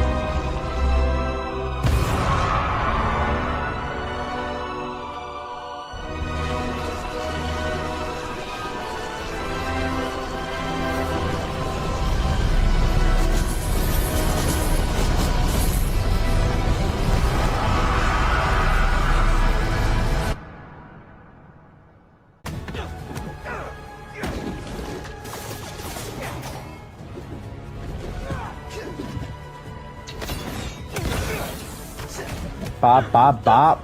Got him.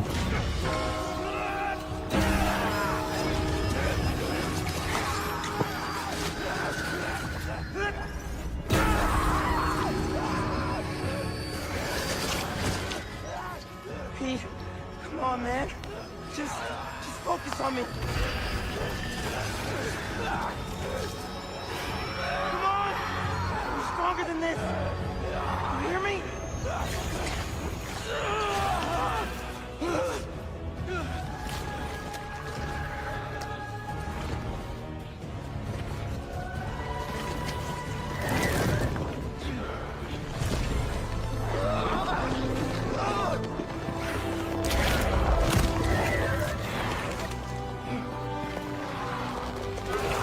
Oh, just like the movie.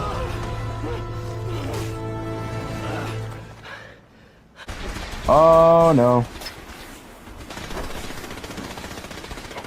It's complete. Evacuate the airport. Aerial incursion by communist forces cannot succeed. Ow. Directive 7395. Destroy all communists.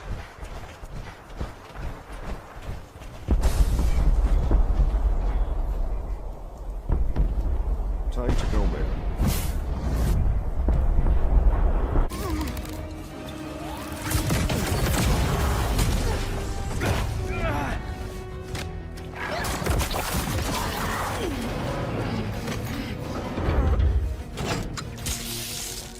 We're in business!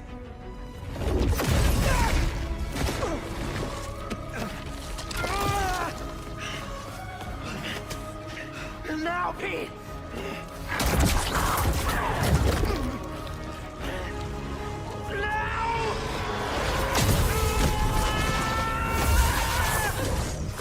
MJ!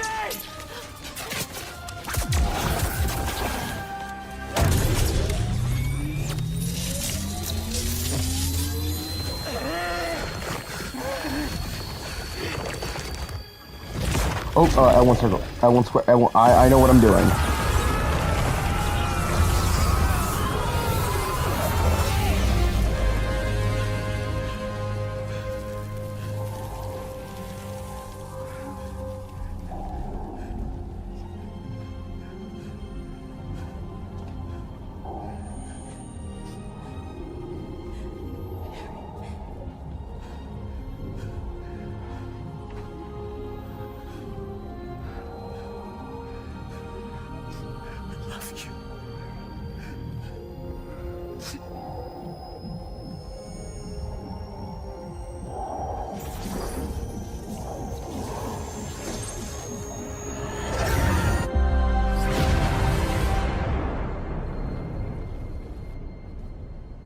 Just gotta play some keyboard.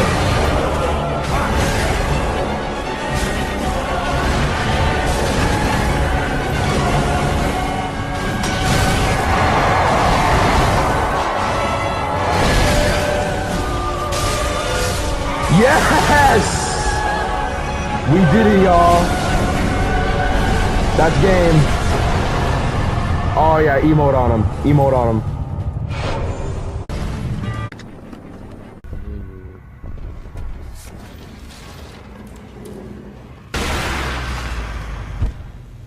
Oh. Whoa.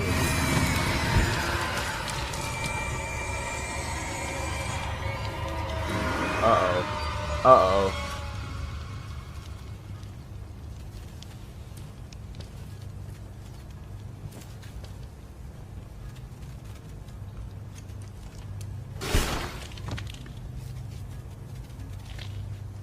Uh-oh.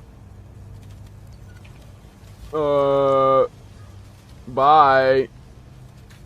I'll see you later.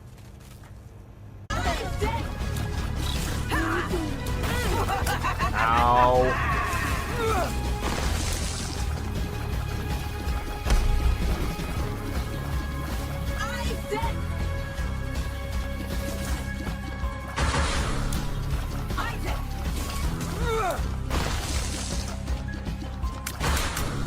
Isaac was cornered. His mother, Wait, filled with the desire to serve her God, was bearing down on Isaac. I will do as I'm told, my lord. I love you above all else, Isaac's mother repeated to herself. This was the end of the line for Isaac. His mother was far too strong for him. But just as he accepted his fate, God intervened, sending an angel down from above to stop his mother's hand. And just like that, it was over.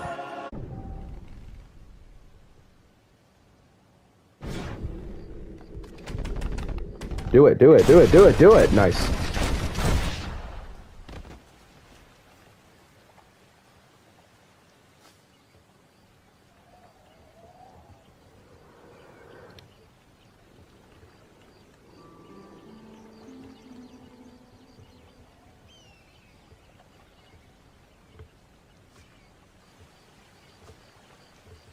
And there we go.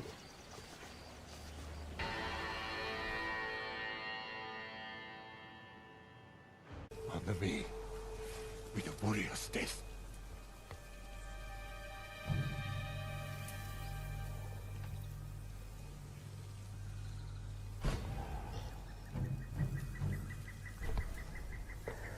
I mean, the last we can do is honor his wish.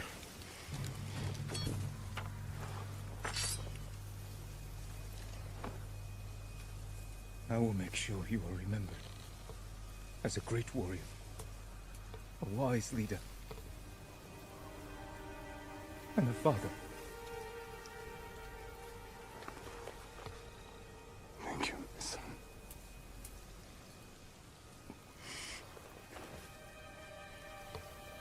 Find me in the next life. I will.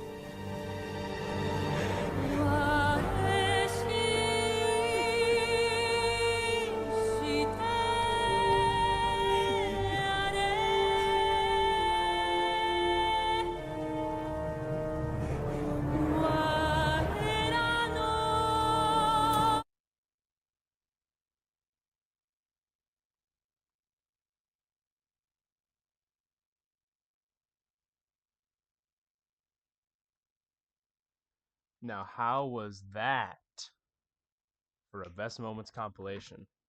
Real quick before I get off, I'm just going to put back the video capture. There we go. Yeah, I'm back. All right. Thank you all for an amazing 5 years of Clubstep Studios. And if by some chance we are here in May 29th of 2029, 10 years of Clubstep Studios, then I'll see you again. But overall, I hope you guys have not just a great day or a great week, but a great life. I hope you guys really find whatever you're looking for out there. And I will see you in the next episode. Bye now.